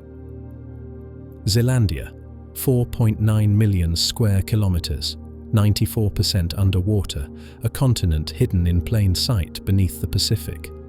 It sank slowly, over tens of millions of years, long before humans walked the earth. No one witnessed its drowning, no one remembers it, but it proves the concept: continents can disappear, submerged not by catastrophe, but by the patient, relentless forces of geology. Beringia, the land bridge that connected Asia to North America, exposed during the Ice Age, flooded 11,000 years ago. The mammoth steppe, the herds, the people who crossed from one world to another, gone. The connections severed, the populations isolated, the memory of a time when the continents touched, lost to all but the faintest echoes in myth. Add them together, and you have millions of square kilometers. Add the other drowned shelves, off the coasts of Australia, South America, Africa, Antarctica, and the total rises higher. 7.7 million square miles of land, exposed during the Ice Age, now beneath the ocean. An area twice the size of Canada, larger than South America, swallowed by the rising sea. This was not empty land, it was inhabited. The coasts were where people lived, where they fished, hunted, gathered. The river valleys and estuaries were productive, rich in resources. The drowned lands were not marginal, they were prime territory, the best environments the world had to offer for the populations of the time. How many people were displaced? We do not know. The populations of the Mesolithic and late Paleolithic were small by modern standards, perhaps a few million across the entire globe. But even a small population, when concentrated on coasts, suffers grievously when those coasts are taken by the sea.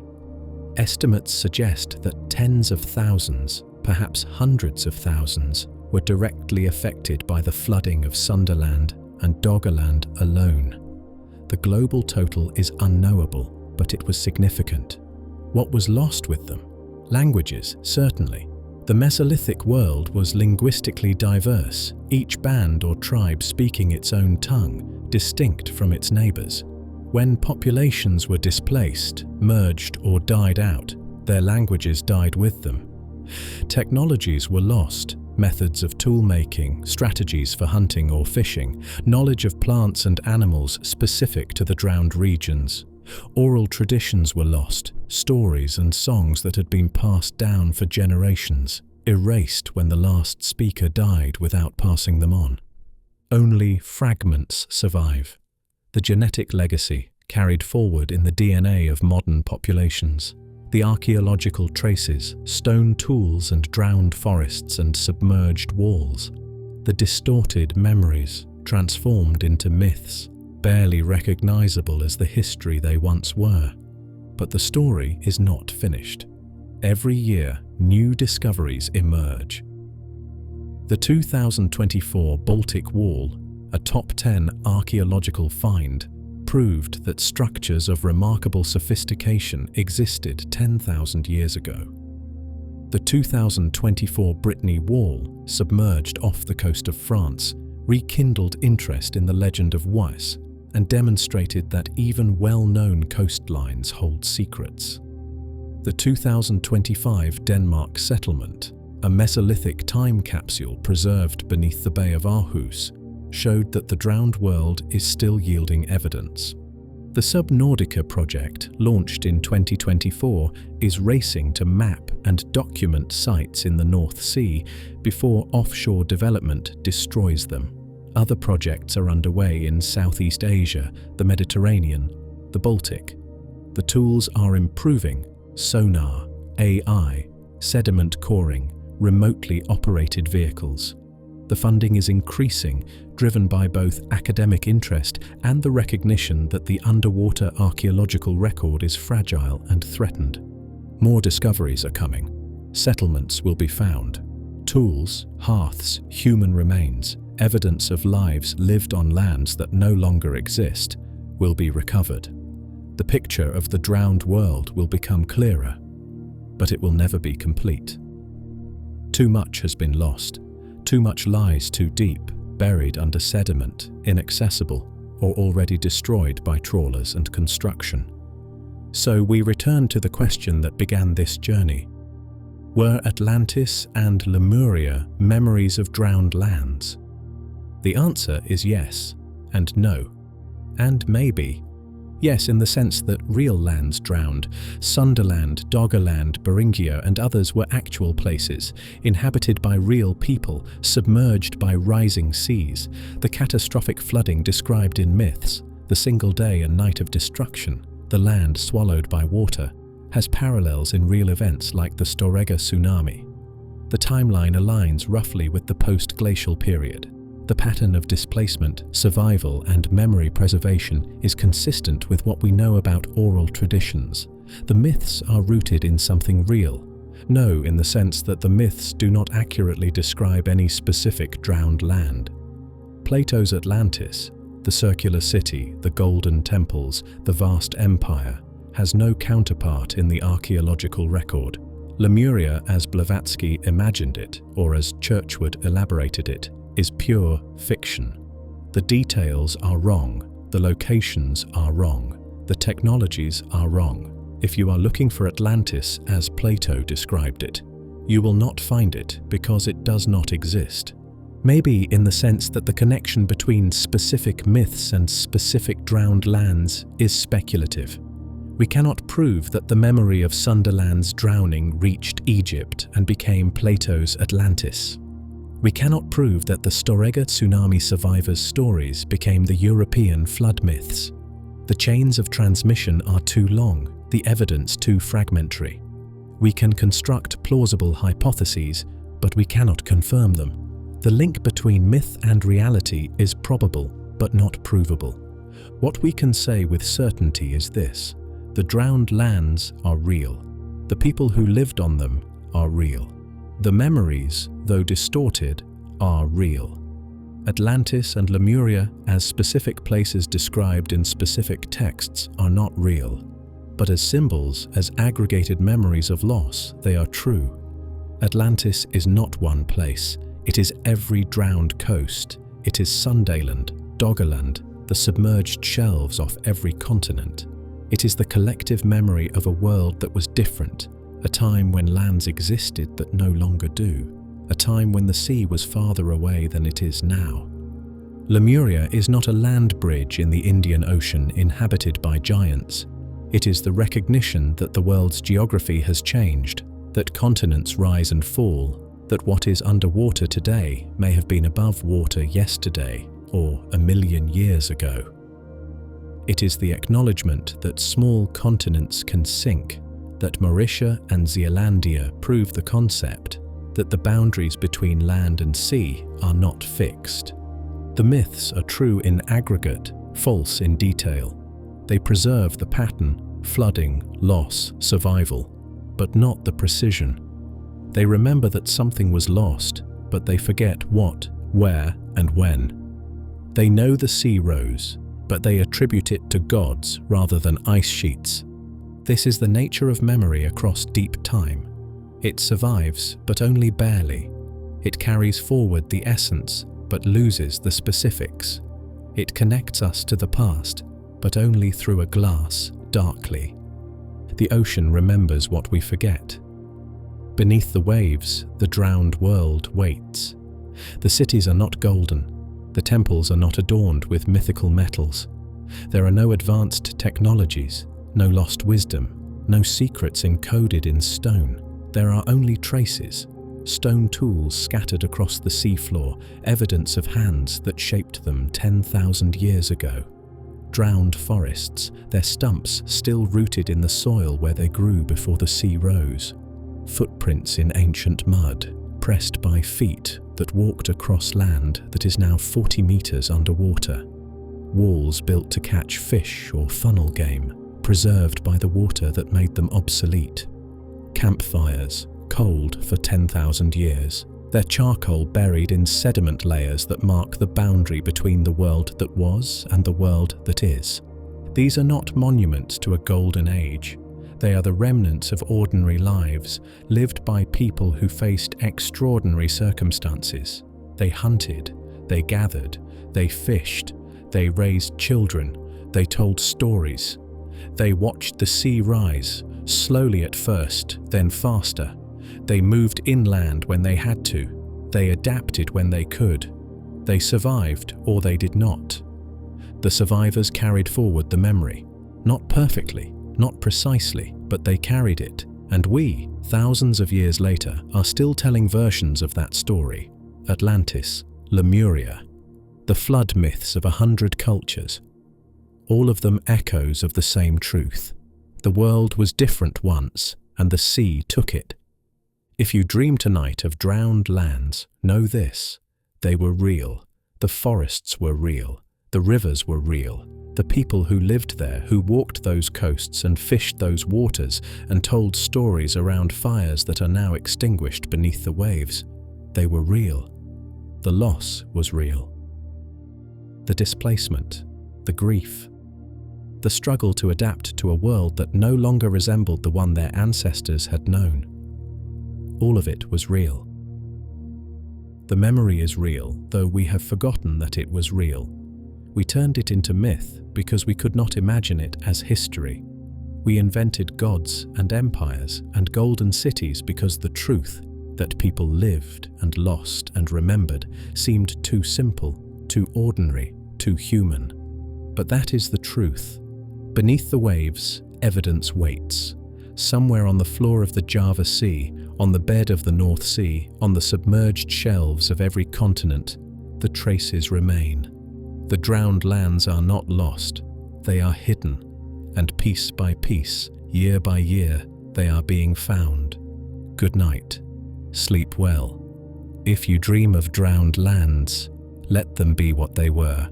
Home to people like you, who lived and loved and lost, who faced the rising sea and survived, who told their children stories that, against all odds, reached across the centuries to us. The ocean remembers, and now, so do we.